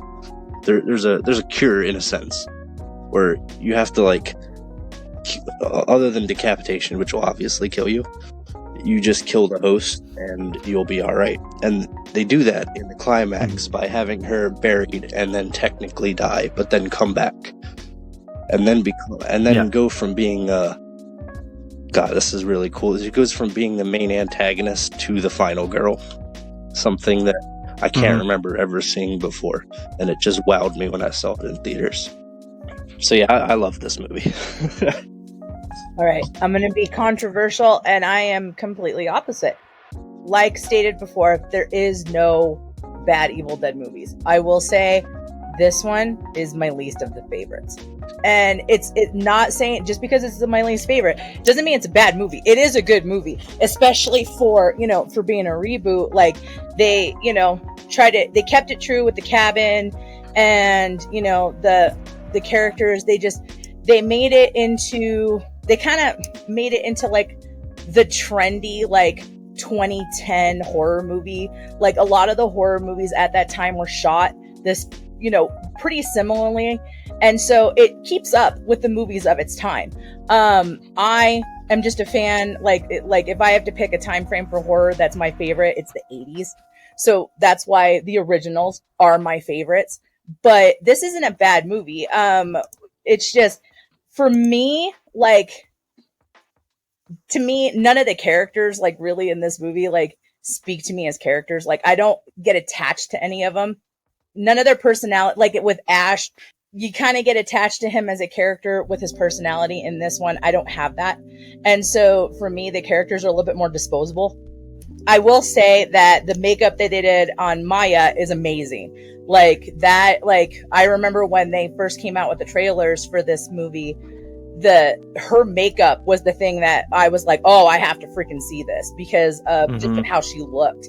One thing that I did not catch that I thought was interesting when I was getting ready for this podcast was the characters' names in this movie are David, Eric, Mia, Olivia, and Natalie. And when you take all of the first letters of all of their names, it spells out demon. Oh shit. Which I think is awesome. That's an awesome little Easter egg that you're not going to catch. Like you really have to, paid close attention. I do like that they kept a lot of, the symbolism from the original Evil Deads. Like the necklace appears in this movie. It's given to Mia from her brother. You have the shard of glass or the shard of a mirror that's being used as a weapon. That's from the original franchise. You have the chainsaw comes back. Everything that you expect as a symbolism from the original Evil Dead franchise, you do see in this movie. They do honor it. It is there. And then the blood rain at the end is amazing. I will say that is probably one of the scenes that it's the most memorable because it is the most amount of blood that you'll see in a horror movie. I mean, it legit rains blood in this movie. It is great. It's just not my favorite. But one thing I was reading was, I guess when they were gonna do the making of this movie, Bruce Campbell and Sam Raimi are two of the executive producers on this movie, and I guess Bruce Campbell was the least enthusiastic about an Evil Dead reboot. I don't know what his opinion was after it was released, but I know in the making of it, he was the least enthusiastic on this movie being made. But that being said, it is a great movie, especially if you like, the movies of the horror movie trendiness of that, like 2010, like, Insidious is the same. It has just the way that it's filmed. It's got that, 2010 look to it, which is, but it's really good. Yeah, I'm in the same camp as Brandy. I'm not the biggest fan of the 2013 version. Kind of like what you said with Evil Dead 2 being, they took the student film and made it like a blockbuster version. That's how this felt to me. I felt that the 2013 ones, they took the student film and said, "Hey, here's a bigger budget, do it better." And they have a lot of like montage-y, like throwbacks, which I appreciate. But there's some inconsistencies that just bug me. Like, if you really are going to take a heroin addict to the woods with just some pre-med nurse, that's insane. You're already asking for trouble. And then for me, I think Brandy's in the same boat as me. They changed the look of the Necronomicon a lot in this one, and that really rubs me the wrong way, because that from the original 3, that Necronomicon, either they kind of changed the look of it a little bit, it's still iconic what it used to look like from the 80s and 90 and the 93 one. This one, it just didn't feel like the same book to me. It was definitely somebody else's interpretation, which is fine, but to me, it felt like an Evil Dead movie, but what Randy said, I could definitely see that, hey, this is a period piece coming from like that 2007 to 2014, 15, that same kind of genre of horror movies from like, because even like The Conjuring came out the same year, And both of those movies do good jobs of doing what they want to do. Like The Conjuring is a ghost story, and this is more of a gore fest. I just, for whatever reason, to me, this may be being a purist, but to me, it just didn't feel like an Evil Dead movie. It felt like an Evil Dead version of somebody else's idea. And they were they wanted to do enough to like keep those hardcore Evil Dead fans happy. Like, hey, we'll throw in the chainsaw, we'll throw in the car, we'll throw in the Deadites. I mean, I agree with Josh. The Deadites look really creepy, scary in this. They do a really good job of making the Deadites legitimately, like, you will be afraid of them. That is the perfect movie for this. The only movie that I felt that, hey, if a Deadite was to really show up, I am totally screwed. This is the movie that kind of puts that on the map. And that's the strongest piece for me, is that, hey, they really do the Deadites justice. But everything else in the movie, I felt it fell a little flat. I don't want to say it's the wish list version of Evil Dead, because it isn't. It's somebody's take on the original student film, and I just think it missed the mark with me for some reason. For whatever reason, it's on my bottom. It's my bottom one because I just didn't feel it. And it sounds like for you also, Wob, it's like there are the kind of conflicting feelings about whether or not this is a film that takes place in a similar timeline or a different timeline, or is it a remake of the original just with different characters because they didn't want to recast Ash and things like that. And so if you're looking for the book to look the same, that would put you in the camp of this is a remake of the original rather than a continuation, because the other thing I heard is that this is a different book entirely. Yeah. And that's why it looks different. I definitely feel like this one, if I had to pair it with anything, it definitely feels like the reboot of Nightmare on Elm Street. I forget what year that one came out. It feels like that, or like the reboot of Halloween. Like, it definitely feels like, hey, these are like those, hey, we need to keep the copyright in our name. We need to make a film. We're going to do a different take on it. You're going to give the hardcore fans enough to get them in the theater, but you're definitely trying to reach out to a newer audience, which I can respect. Hey, you need to get more people in the tent, which I'm all for. For me, being like the hardcore fan, it missed the mark a little bit. I'm already in the tent. I'm gonna go see it. It ain't a bad movie, but it just didn't feel like an Evil Dead movie. It just had something missing. It could be Bruce Campbell. It could be the comedy. It could be a number of things. To me, it didn't have the heart of an Evil Dead movie. It was just somebody doing an Evil Dead movie compared to, hey, this is the heart and soul of Evil Dead. No, this was somebody's interpretation of that. Yeah. And so for me, it's kind of a synthesis, I think, of everything that you all have been saying. I really like this movie. I really dig it. There are certain things about it that rub me the wrong way, and I think the biggest part of that is the reboot or spiritual successor remake kind of vibe, where when you have a Halloween that comes out and Rob Zombie's directing it now, or you have The Hills Have Eyes is going to come out, they're going to re-release it in the mid-2000s. And it's just now everything gets turned up to 11. And so characters are inherently nastier. Their language is worse. Every other word out of their mouth is fuck something. There's a lot of implied or explicitly just downright shown rape. Everything is just more greasy and disgusting. Whenever they remake horror movies, I just feel like they have this need to push the envelope, which I understand because there's an audience for that. And for me, I think the reason why I struggled, because there are lots of things to like about this movie. I agree with Josh. I think if you're setting this as a new Evil Dead movie just to continue the franchise, and this isn't a remake of the original, which I don't think it is. In my personal opinion, it's not. I think the concept of girl needs to kick heroin so her friends take her out to a secluded cabin because that way she doesn't have access to it, that's a great setting to get her there.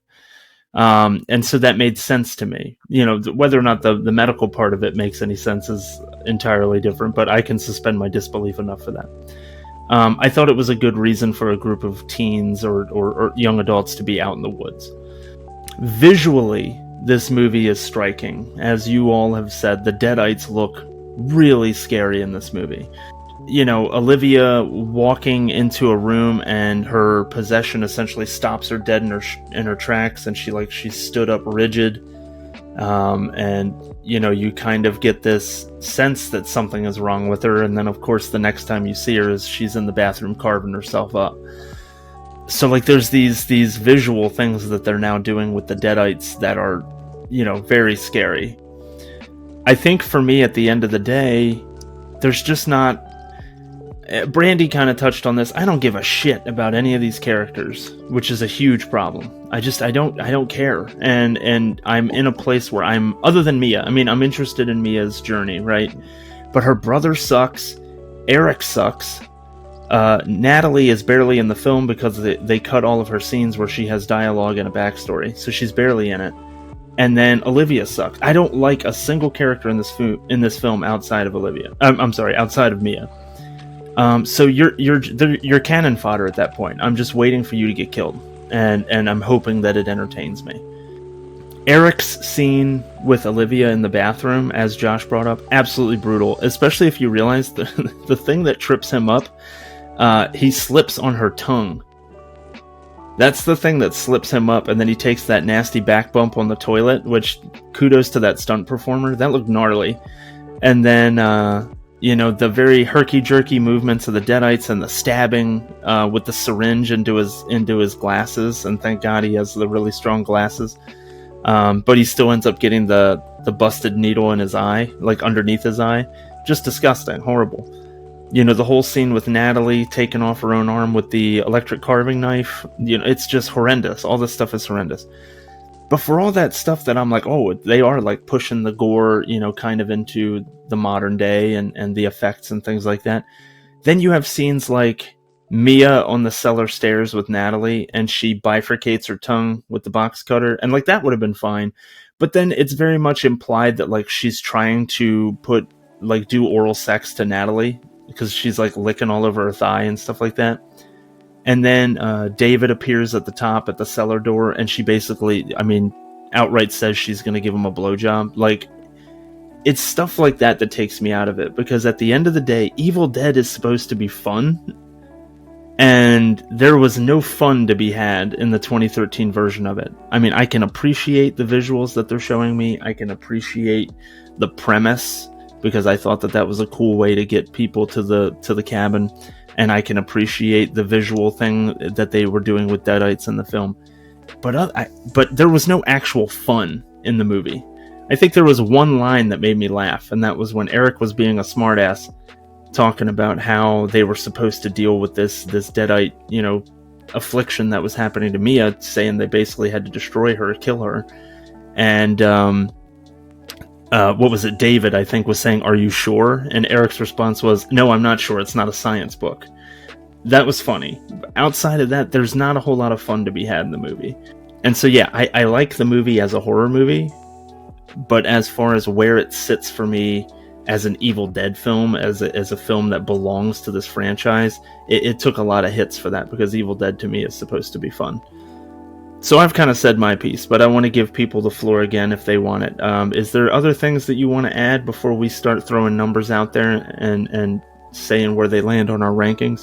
My only thing is that the only reason I didn't give this a perfect score, I gave this a 9 out of 10, which still extremely high. But that 1 star off was because of the reasons you said, with the characters were kind of just ready for the wood chipper. But I would argue that that's how they were in the first film. There wasn't much in the way of character development in that one either. So it because of that, it didn't bother me as much as I'm sure it did the rest of you. Also, quick note, I do have one more thing. We did build up to a big bad at the end again, which I appreciate. Didn't like the big bad though. The Abomination.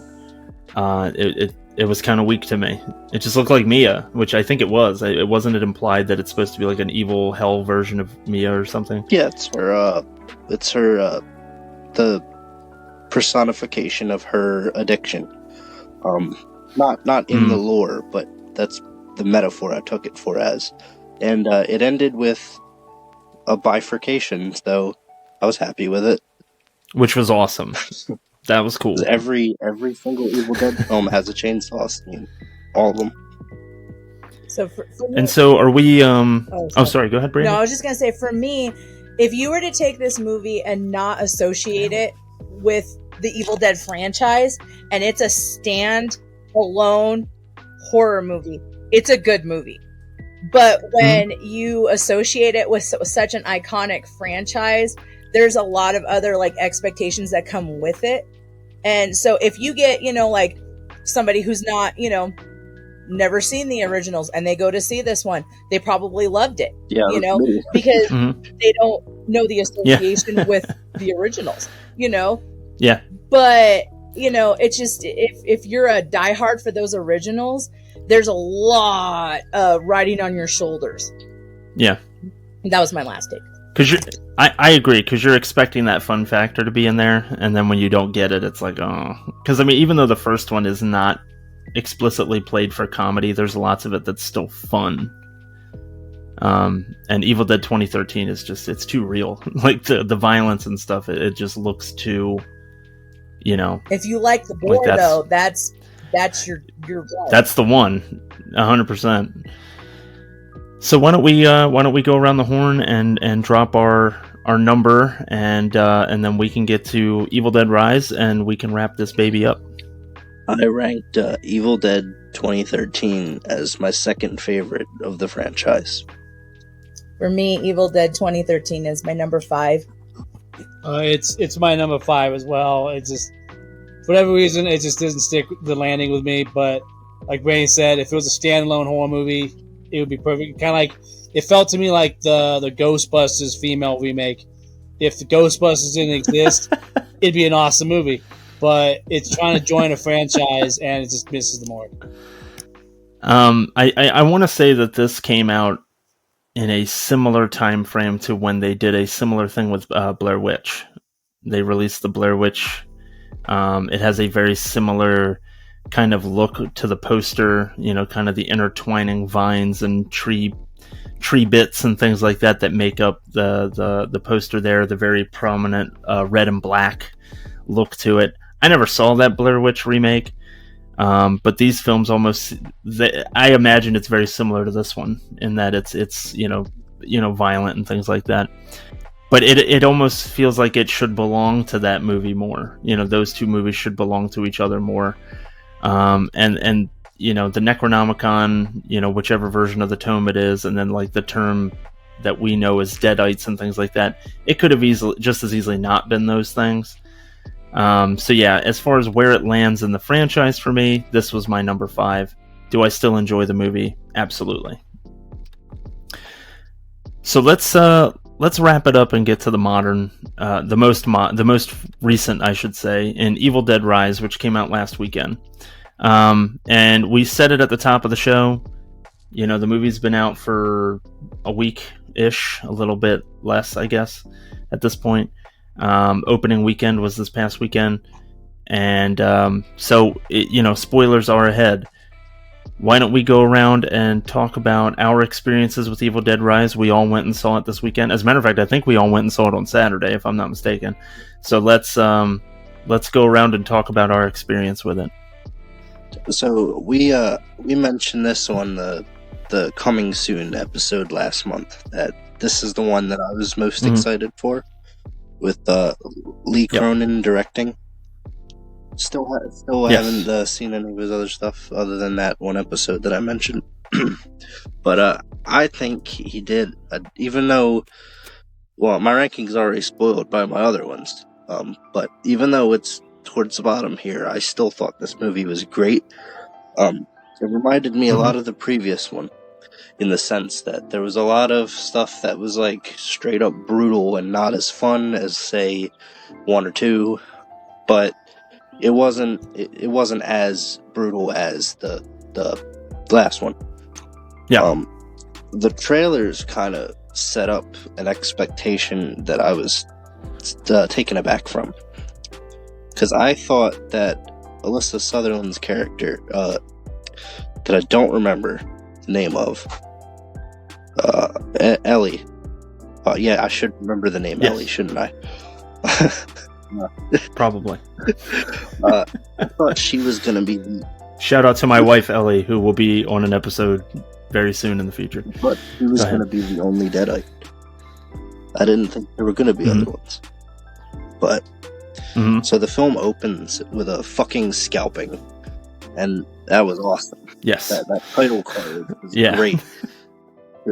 I was like, Jesus Christ, I guess we're jumping right into it. The other ones didn't really have a cold open like that.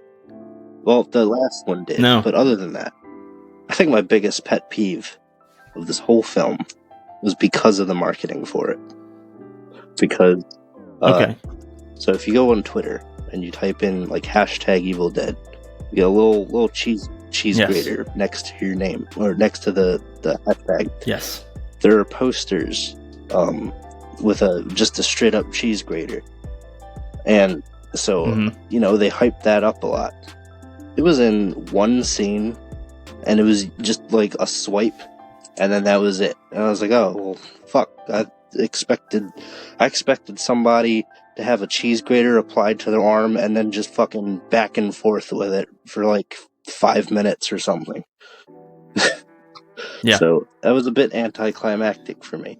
I'd blame the marketing department for that, and it's not to say, the film was bad or anything, but, don't overhype stuff if you're not gonna deliver. While this is set in Los Angeles, I believe, at a high rise, which is unlike all of but 3 of the other films, not a cabin. Though it is in LA, this is like Evil Dead's equivalent of horror villain goes to New York. That's what I took it as. I wrote. This is the first time in a while that I've taken notes in the theater, and when I was trying to transcribe my own Sumerian, Kandarian writing, chicken scratch into words, there were entire sentences that I have no idea what the hell they were supposed to say. I did write, it's very convenient that the one kid who still owns a record player finds the evil record that's hidden underground a bank vault. But it's implied that he's a DJ or an aspiring DJ, so that's why he has a turntable. Yeah, it's just like, again, it's whatever. But I just thought that was funny. Really interesting that their equivalent of the tree scene in this was done in an elevator with like cables to Ellie. So it's elevated horror. Nice. That was an A24 joke right there. That was great. That's the only Three Stooges reference in this movie is that joke right there. And it wasn't even. I think the funniest part of this entire film, and this is kind of dating myself because as a kid I watched Ed, and Eddie, and there was a scene in Ed and Eddie where Ed got grounded and his parents took the stairs. I watched this with a friend, and there was a line that said, like, take the stairs, and he looked into the stairwell and went, they're gone. And that made me and my friend cackle up in the back of the theater because I just thought of that scene. I think Ellie was a great design Deadite. Again, her contacts were a lot. Oh, I just realized Evil Dead 2013 didn't really do the white contacts. They have more of a yellow theme, didn't they? Yeah. But I liked what she had, to where she still had like an iris and a pupil that were distinguished and not just straight up whiteout lenses, which probably helped her see a lot, because I know that those are a pain in the ass. I thought going into this that, especially when they had that scene where she was dyeing her hair red, that her being a redhead would like come into play, because it's like very red and it shows her dyeing it. So I was like, oh, that probably symbolizes something, and it probably does. I'm probably too stupid to pick up on it, but I couldn't figure out what it was. So I think the best sequences of the whole film are the peephole sequences, when they're looking through the. I had that written down as well. Through the the peepholes, and there's a bunch of shit going on. I think they come back to it like 3 times, and each time it's still just as great. Especially when she's like, well, I think the first time Ellie's just like sitting with her back turned and then talking to her that way, and then she notices through her demon ways that she's still looking at her. So she like walks up to it and does the head tilt and tries to appeal to emotion. Really weird how after everything I've seen, a Deadite can't open a fucking apartment door. Like that was legitimately took me back a little bit, because I've seen people get thrown into medieval England. So, you know, you could fly and you could turn into a dinosaur with your big ass neck, but you can't open a door. We've also seen Ash get bitch slapped across the room, you know, busting through furniture and stuff like that. Yeah, I understand what you're saying. I think the justification for that was that when you summon Deadites through different books, the Deadites are able to do different things. I think. There was a cameo when they played the record that I didn't catch. I have to go rewatch it, but apparently Ash could be heard in the background. Huh, really? Yeah, it says that he's the voice in the background that screams that it's called the Book of the Dead for a reason. Ah, I didn't pick that up.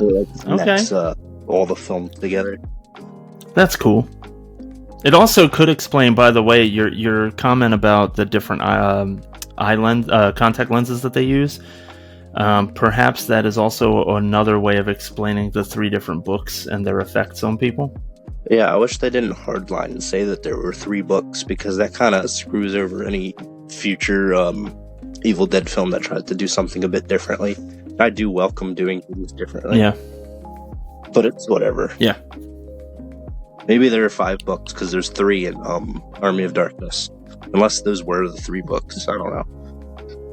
I thought that's what they meant, like those are the 3, and then they just are re-referencing them now in Rise, bringing it up again.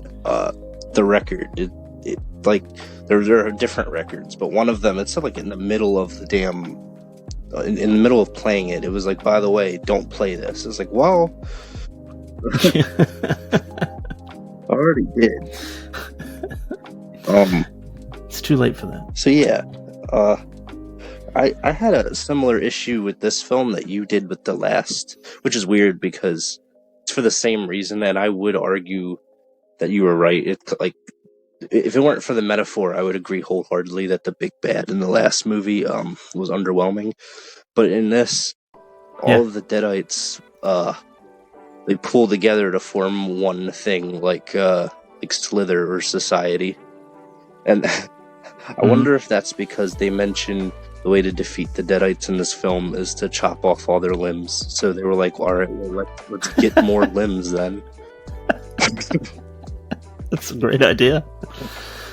And then the climax sees a chainsaw scene combined with a wood chipper, which was awesome. Mm-hmm.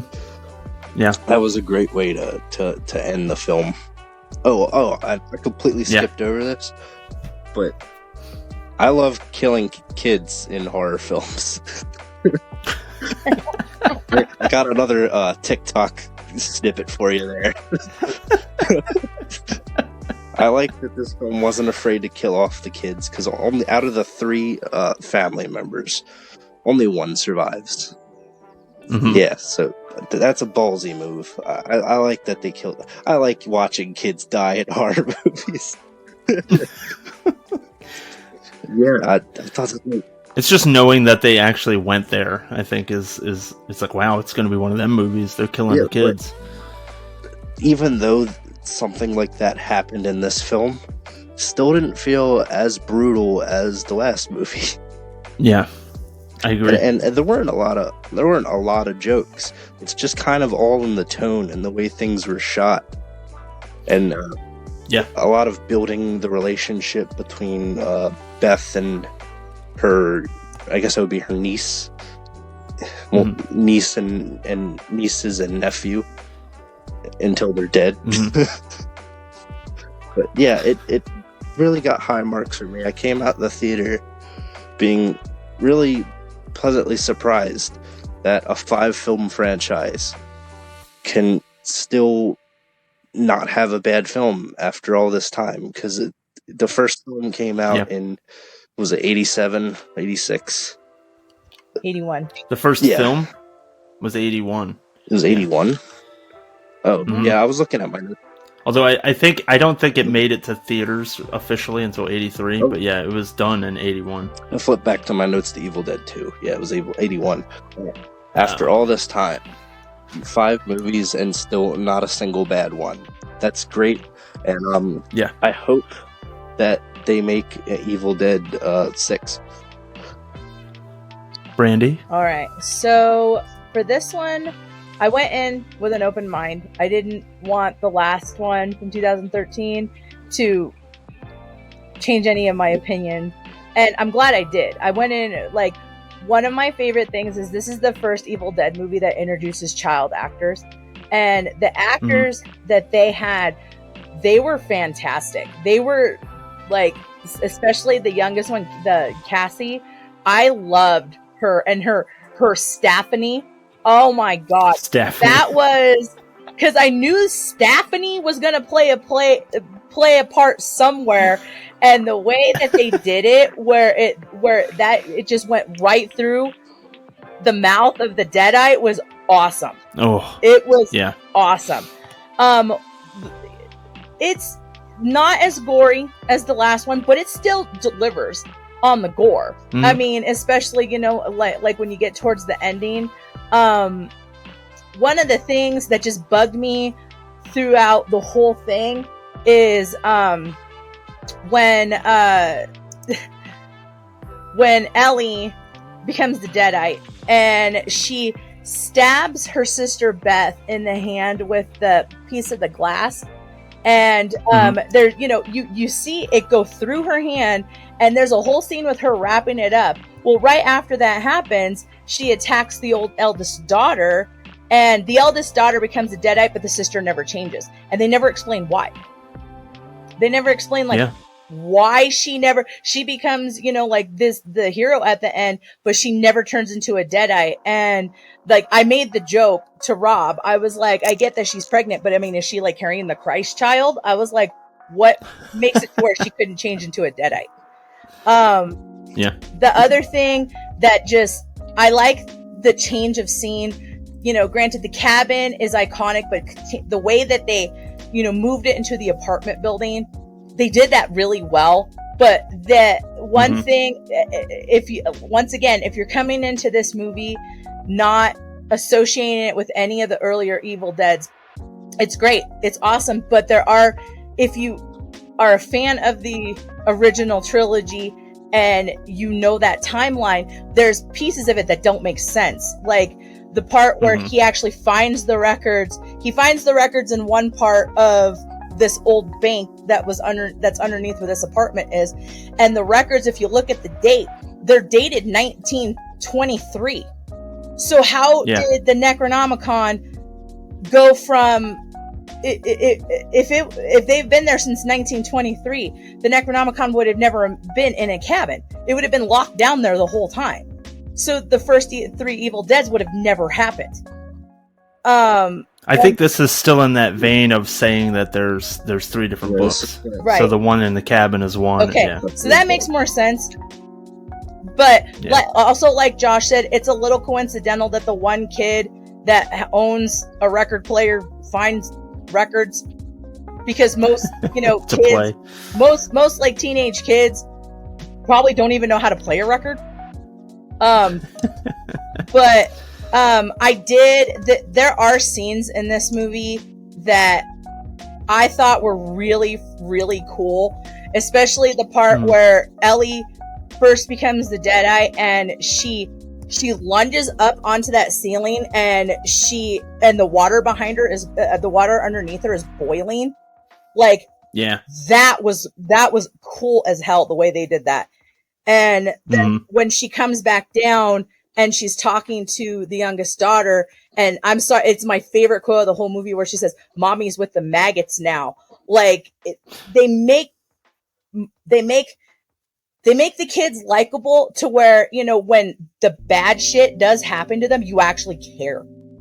And so it being a little kid and she's hearing that coming from, you know, her mother's mouth, you're just like, oh my God, they went there, you know? So, but I was actually very pleasantly surprised. Like it was a really well done movie. I really liked it. Yeah, I'm in the same camp as Brandy. I was pleasantly surprised. Because I walked in just like Brand, like, hey, I'm gonna ignore the 2013 one. I'm just gonna open this as if it's its own Evil Dead movie, and I think it hit all the right tones. It had a lot more, not necessarily humor, but how the Deadite, the mom, talked to their kids was definitely a not as a gruesome horror tone. It was a lot lighter, which I appreciate. You get more of that, hey, the Deadites are trying to purposely fuck with you. And I love that in the originals. Like, hey, the Deadites are not taking it seriously. The Deadites are completely living on chaos. I love that in this one, how that once the kids changed, they enjoyed the chaos just like the mom did. They did a really good job with the actors, a really good job how it was shot like that. Like Josh said, the people scenes are amazing.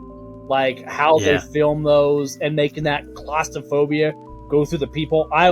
Every time they went to the people, I was expecting something that comes shooting through the wing. Like just classic Sam Raimi, like here comes an arrow, here comes a finger, you know, just whoop, and right into the people. It's awesome. My biggest criticism, I got two. My biggest criticism was they go with the same trope. Hey, the Book of the Dead is written in human blood. That book was not written in human blood. There was no text in it. So I was like, I had a real big gripe with like, hey, I like the look of the book, like how they did the cover, like, hey, the blood activates it. That was cool. A nice little touch. But like when you started opening the book, like what kind of guy was writing this book in blood and drawing these images out in human blood? That guy was like the Leonardo da Vinci of blood use, I guess. That was just I lost it a little bit in that point. And the thing that kind of like, oh, you missed that opportunity. There is a chainsaw scene at the end, which is awesome, but this is the first chainsaw that wasn't red. So they did that for a reason, because like, well, they couldn't have the car, so they got a chainsaw that was the color of the car. Okay. That's a good little Easter egg. But I was hoping they would have done this. They would have sawed up the Deadite beast at the end and have the blood kind of rain out with that wood chipper and have that chainsaw turn red from all the blood. That would have been an amazing homage to the original chainsaw, because the shotgun they use in it, that's the original shotgun from the Evil Dead series. That double barrel shotgun. Okay. That is like a pitch perfect, like, hey, that's the shotgun. That's a good Easter egg. I was hoping that, hey, we're not going to give you the rain chainsaw, but till the end, when she could have just held up that chainsaw covered in blood. And I'm like, that's an Evil Dead chainsaw right there. I was so sad they missed that. I'm like, oh, come on, director, you got to pull that punch. But to me, this one is far superior to the 2013 one. This one hit all the right tones with me. They had a little bit of that humor with the kids. There was parts of it that was super unbelievable for me. Like, that kid at the beginning of the movie is playing his music so goddamn loud. You can't tell me there's no neighbor under him super pissed off. Like, I would be under him with a broomstick, just hit the ceiling, like, shut the fuck. I would just be losing my goddamn shit with how loud that record is. And then he starts playing the record, and of course, the classic horror trope, hey, we're going to give you the warning on the last record, not the first record. Like, hey, you wrote out the, like, 1, 2, you wrote on the records how to play them in order. You didn't think to put them backwards? Like, hey, you want to play the first record last if you really want to go down this path. But they did a lot of cool ideas with, like how the virus is transferred. I know, like, I'm with Brandy with, like, hey, the sister gets stabbed first, doesn't turn into a Deadite at all. That kind of breaks the rules of Evil Dead. But I will let that slide a little bit, because that is kind of a trope of the Evil Dead movies, is this, it's continuality blown to hell. Like, they never, like, the only thing that kind of shows up in all the movies is certain, like, hey, here's the chainsaw. Hey, that's going to continually show up. But, like, the rules kind of keep getting broken. The book changes a little bit. And that could be because of the different universe idea, that the rules don't have that continuality. But as a standalone horror movie, it is primo. Like, this is a good horror movie for nowadays. Like, compared to, like, stuff we've seen, like, in the last, like, 4 or 5 years. Like, one of the movies I always harp on is the Bye-Bye Man. It's going to have a bunch of metaphors that lead to nothing. This one at least has metaphors and symbolism that lead to stuff. Like, hey, we're going to have the sister have the arc that she doesn't think she can be a mother. And by the danger she's put in and the situation she's put in, she learns to become a mother. That is really good metaphors and symbolism. And this is a movie that kind of takes errors from the past, like horror movies or the genre, and kind of says, hey, this is what we should have done originally, and I really enjoyed it. Yeah, I'm just a sucker, I think, because to me this was the good horror version of Evil Dead. I was all in. And I really like, and I this was very similar to the Scream series. I love that they took a series that we're expecting to be in one specific setting and then throw us into a completely different one. And so Scream 6, they drop you in the middle of New York City. This one, they take you out of the cabin and they put you in an apartment building. I just thought that was so cool. And to get a different view and a different vibe on an Evil Dead film. Like Josh, I went into this thinking there was going to be a single Deadite, and it was going to be kind of about the horror, essentially, of children having to deal with their mom becoming a monster. And then, of course, that all gets turned on its ear, and you get many a Deadite in this film. I had a similar experience to you guys, Brandy and Wobbert, in terms of thinking that Beth should have absolutely also become a Deadite, not even just because of the attack with the shard of glass and getting stabbed.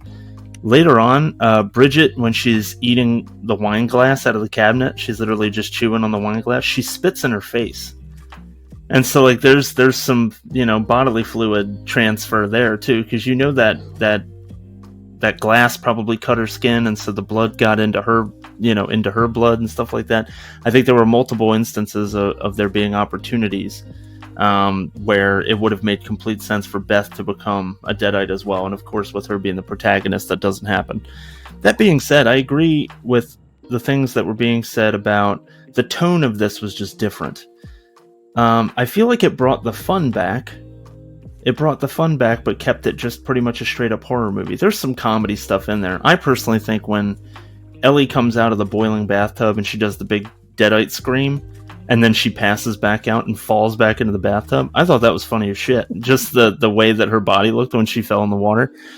And then you're back to having the kind of neat and fun taunting things that the Deadites will say. Like, just to play that psychological warfare. It's not, offering your brother a blowjob. It's not implying the oral sex to Natalie and stuff like that. But instead, it's, Ellie talking about how, she's free, and then she turns and she's like, free from you titty sucking parasites, talking to her kids. Like, it's very much played up in a very different. It's colored very differently, and it makes you kind of chuckle, like, who hasn't been annoyed by kids, and things like that. And now all of a sudden you got Demon Mommy, talking shit on her kids. And but yeah, I really enjoyed lots of elements of this. When the kids started to go, and I wasn't expecting that, and the kids start turning and things like that, a lot of the creepiest scenes, I think, were with Bridget, like eating the glass, or even before she full-blown turned and she had all the black stuff coming out of her eyes and her nostrils. And I have no idea how they did that without, like, drowning her. And if it was a digital effect, it was a really good one. And then the something that's been lost, obviously, since Sam Raimi has stopped making these is the visual element, that cinematography that I always look for. Fede Alvarez tried to do a couple of things here and there that were definitely homages, but he did not stick to them throughout the course of the 2013 film. It was definitely just like, I want to put that in as that's for you, Sam. But then the rest of it I'm going to shoot like I would normally shoot a film. Evil Dead Rise, I don't think did incredible things with the camera either, except for those fisheye lens through the peephole scenes. And just the amount of those, I feel like we were looking through the peephole for several minutes of the film. Maybe not, but for a couple of minutes of the film.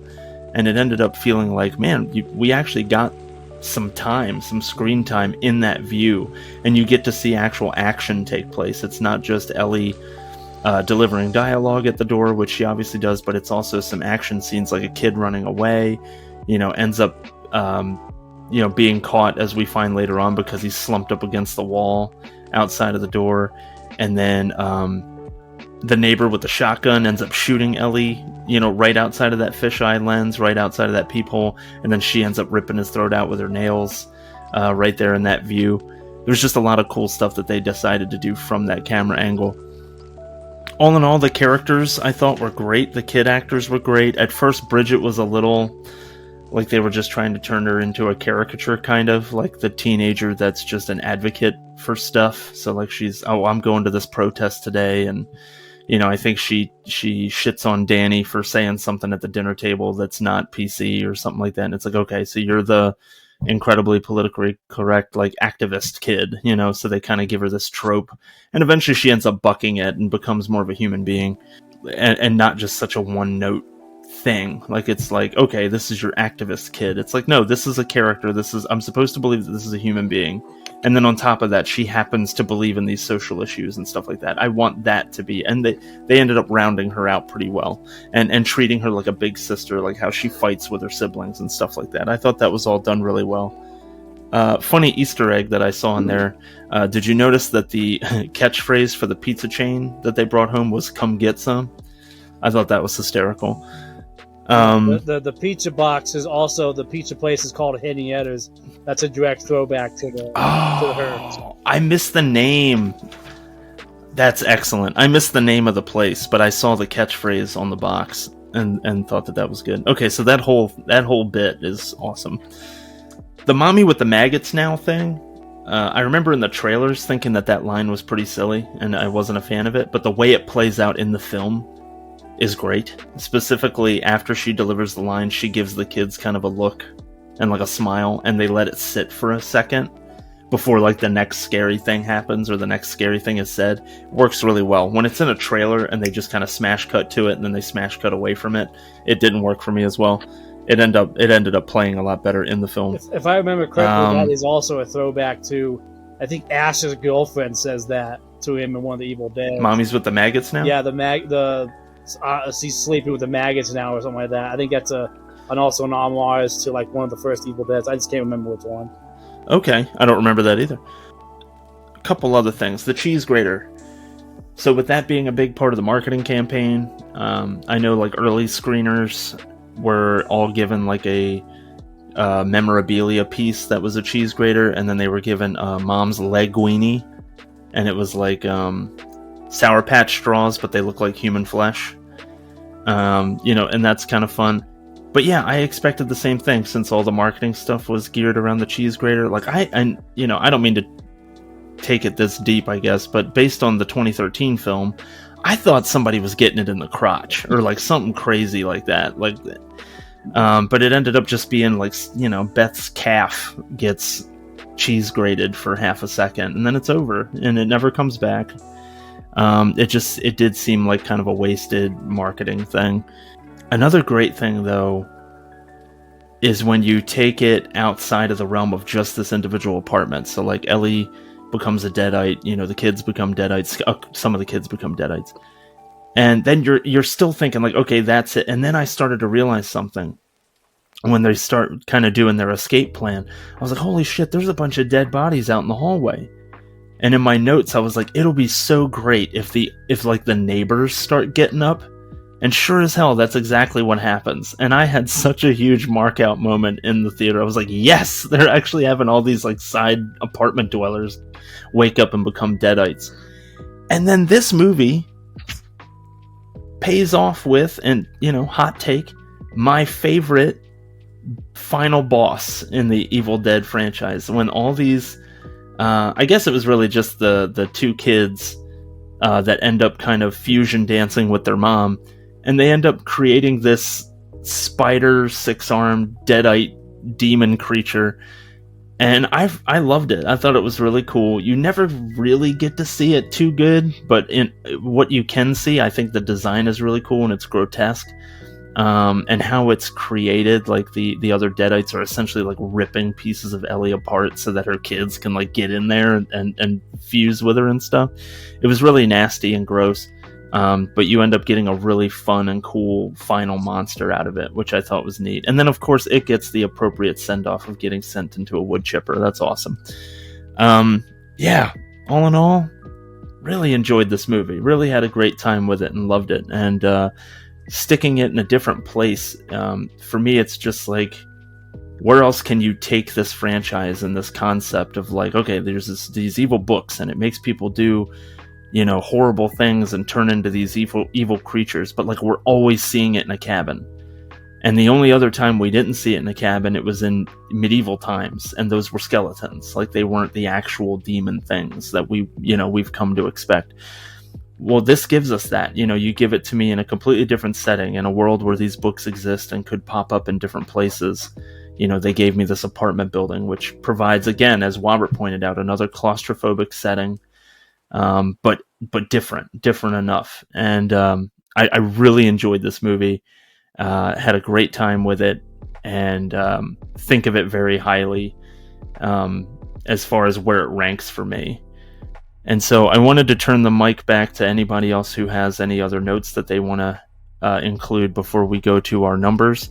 And then what we did on the Scream rankings, you may remember, once we do the ranking here for Evil Dead Rise, we'll also just go back around and then do our full list from bottom to top. So start at your 5 and then go to your 1, and that'll pretty much do it. We can wrap it up from there, and we can do any final thoughts that we want to do as well. So any other thoughts about Evil Dead Rise before we get there? I do. So much like Smile, okay. Smile was supposed to go direct to Paramount Plus. They gave it a theatrical release, and it did great. Evil Dead Rise was supposed to originally just go straight to HBO Max. They gave it a theatrical release. It did great. We're at the age now where I'm hoping studios wake up and recognize that you should invest in horror.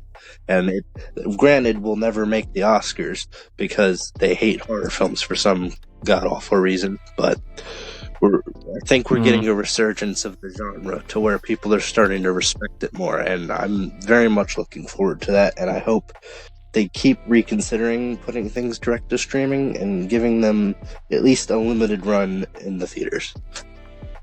Yeah, I think it made like $25 million in its opening weekend against a $19 million budget, so it's going to make its money back and then some. So did you want to go ahead and drop rankings? And we can start with you, Josh, and you can throw it down. So Evil Dead Rise came in at number 4 for me. Still a great film. I just happen to like 3 of them more than this one, that's all. Okay. For me, Brandy? For me, Evil Dead Rise came in at number 4. I liked it more than 2013, and it was a great movie. I actually wouldn't mind seeing it in theater again. Because some of these movies, like this is one in particular, like this was a movie that was made to be seen in a theater setting, and seeing it in the theater, I can't recommend it more. Because seeing it at home is still scary, but seeing it in a theater, like on that big screen, it was awesome. Yeah, I'm gonna follow everybody else's lead. This, along with Army of Darkness, was the hardest one for me to rank because I could literally. I put it as a 4 just because it had to fall under Army of Darkness for me. It could easily be my second favorite Evil Dead movie. It could be the third or the fourth. It's definitely interchangeable. It's one I want to see again. I like you said, I love the end creature. It really it reminded me of The Thing with John Carpenter. Like, hey, that last boss is like a mutation of all the things. I love that aspect of horror. I love that kind of creature feature aspect of it, and that really kind of tipped it over the scale for me. It's a very, how can I put it? It's a very satisfying horror. it could easily be a 3 or a 2 on my list. It just how I rank the other movies. And it was the last movie I saw, obviously, because it just came out. It has a disadvantage of that. Hey, I've already ranked the other 4. You're just gonna have to fall in that spot. But maybe come a second viewing, I might see something I might like more. It definitely can easily become a 3 and maybe even top the original for me as well, because it was really good on some of the horror aspects, some of the comedy aspects. Overall, I think it was a lot concise movie in the 2013 one. So it's a 4, but it's a very it shouldn't be a 4, but it is a 4. And I guess if you're doing the math and stuff like that at home, Evil Dead Rise was my second favorite film in the franchise, which really surprised me. Yeah, and Rob, it's actually an interesting point that you bring up. These rankings, and I think I mentioned this in the Scream episode too, this is an evergreen list. This is constantly changing. It could change with a viewing. I would love to see an unrated cut of Evil Dead Rise. Maybe the cheese grater stuff is better in an unrated cut or something like that. I don't know. And it might justify the marketing more. But yeah, these lists are always going to change. But for me, Rise was number 2. It is, in my opinion, when Evil Dead is just trying to be a horror movie, it was the best one. But the only reason it fell below Evil Dead 2 is because I do think the franchise is at its best when it's trying to be both at the same time. So yeah, I mean, those are our rankings. I think, just very quickly, I can run through mine again and we can do the same. So for me, Evil Dead 2013 is my 5th film listed. Army of Darkness is my number 4, just because it gives us the ultimate Ash. But aside from that, it's not really a horror movie and leans really heavily into comedy. My number 3 is the original Evil Dead, as it's kind of like this gatekeeper. Kind of, for me, was more of a concept film. And then they ended up just kind of remaking it at the beginning of Evil Dead 2 to really kick off the series. My number 2 is Evil Dead Rise, the brand new film that just came out. I thought it was really great and enjoyed it a lot. But my number 1 is Evil Dead 2, which I think is the ultimate Evil Dead experience and the perfect balance of horror and comedy, which is what I've come to know to expect from the Evil Dead franchise.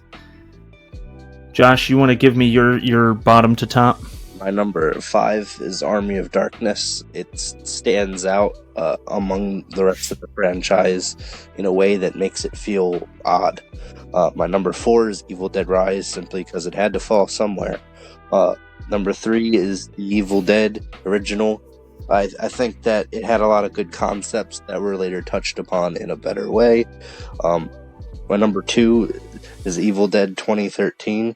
I just love this movie so much. I want to watch it a 4th time. And number 1 is Evil Dead 2. I think it is the pinnacle of what Evil Dead as a franchise is, all wrapped into one film. Brandy? Okay, so for me, my number 5 is Evil Dead 2013. Mostly because I really could care less about any of the characters, so I was ready to see them all die. Number 4 was Evil Dead Rise. Kind of like Josh and Rob are saying, like, it deserves a higher ranking than it did, but that's just where it fell on my list. Number 3 is Evil Dead 2. I love it. It is, the better put together version of Evil Dead, the first, the original. And this is where, it's the beginning nugget of Ash as the character. My number 2, my favorite, and I don't care what anybody says, is Army of Darkness. I know it's more of a comedy, but there's so many aspects, and I just love the way that Ash finally comes out as the character that he is known for in Army of Darkness. It's my number 2. It's actually my favorite of the whole franchise, but I put it as number 2. And then my number 1 is Evil Dead. It's the OG. It was the one who laid all the groundwork, and it's iconic, so I put it as my number 1. And last but not least, me, number 5, Evil Dead 2013. It just falls in that reboot category for me. We're just going to keep the franchise going. It missed the mark. Still a good horror movie. Still has the most blood in the series. but it falls a little flat for me. Number 4, Evil Dead Rises. This could easily be second or third, but like everybody said, it kind of just fell on my list as number 4. I was very pleasantly surprised. I was not disappointed at all. It led up to my expectations, and it exceeded in some parts of my expectations. If you're an Evil Dead fan, I highly recommend seeing it. It gets it right for like it being a modernized version. Number 3, Army of Darkness. I love the Three Stooges humor. I love the campiness. I'm all for blown up skeletons, so it's going to be number 3.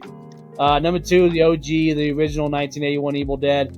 It's a classic. I get the student film aspect you were talking about. That, to me, that kind of makes it even better campiness. Like, hey, we're just going to make this movie hella high water. Like, they talk about how they were in a real cabin. They had no heat. It was like 30 degrees. Mm-hmm. That had to be a terrible shoot, and they pulled it off.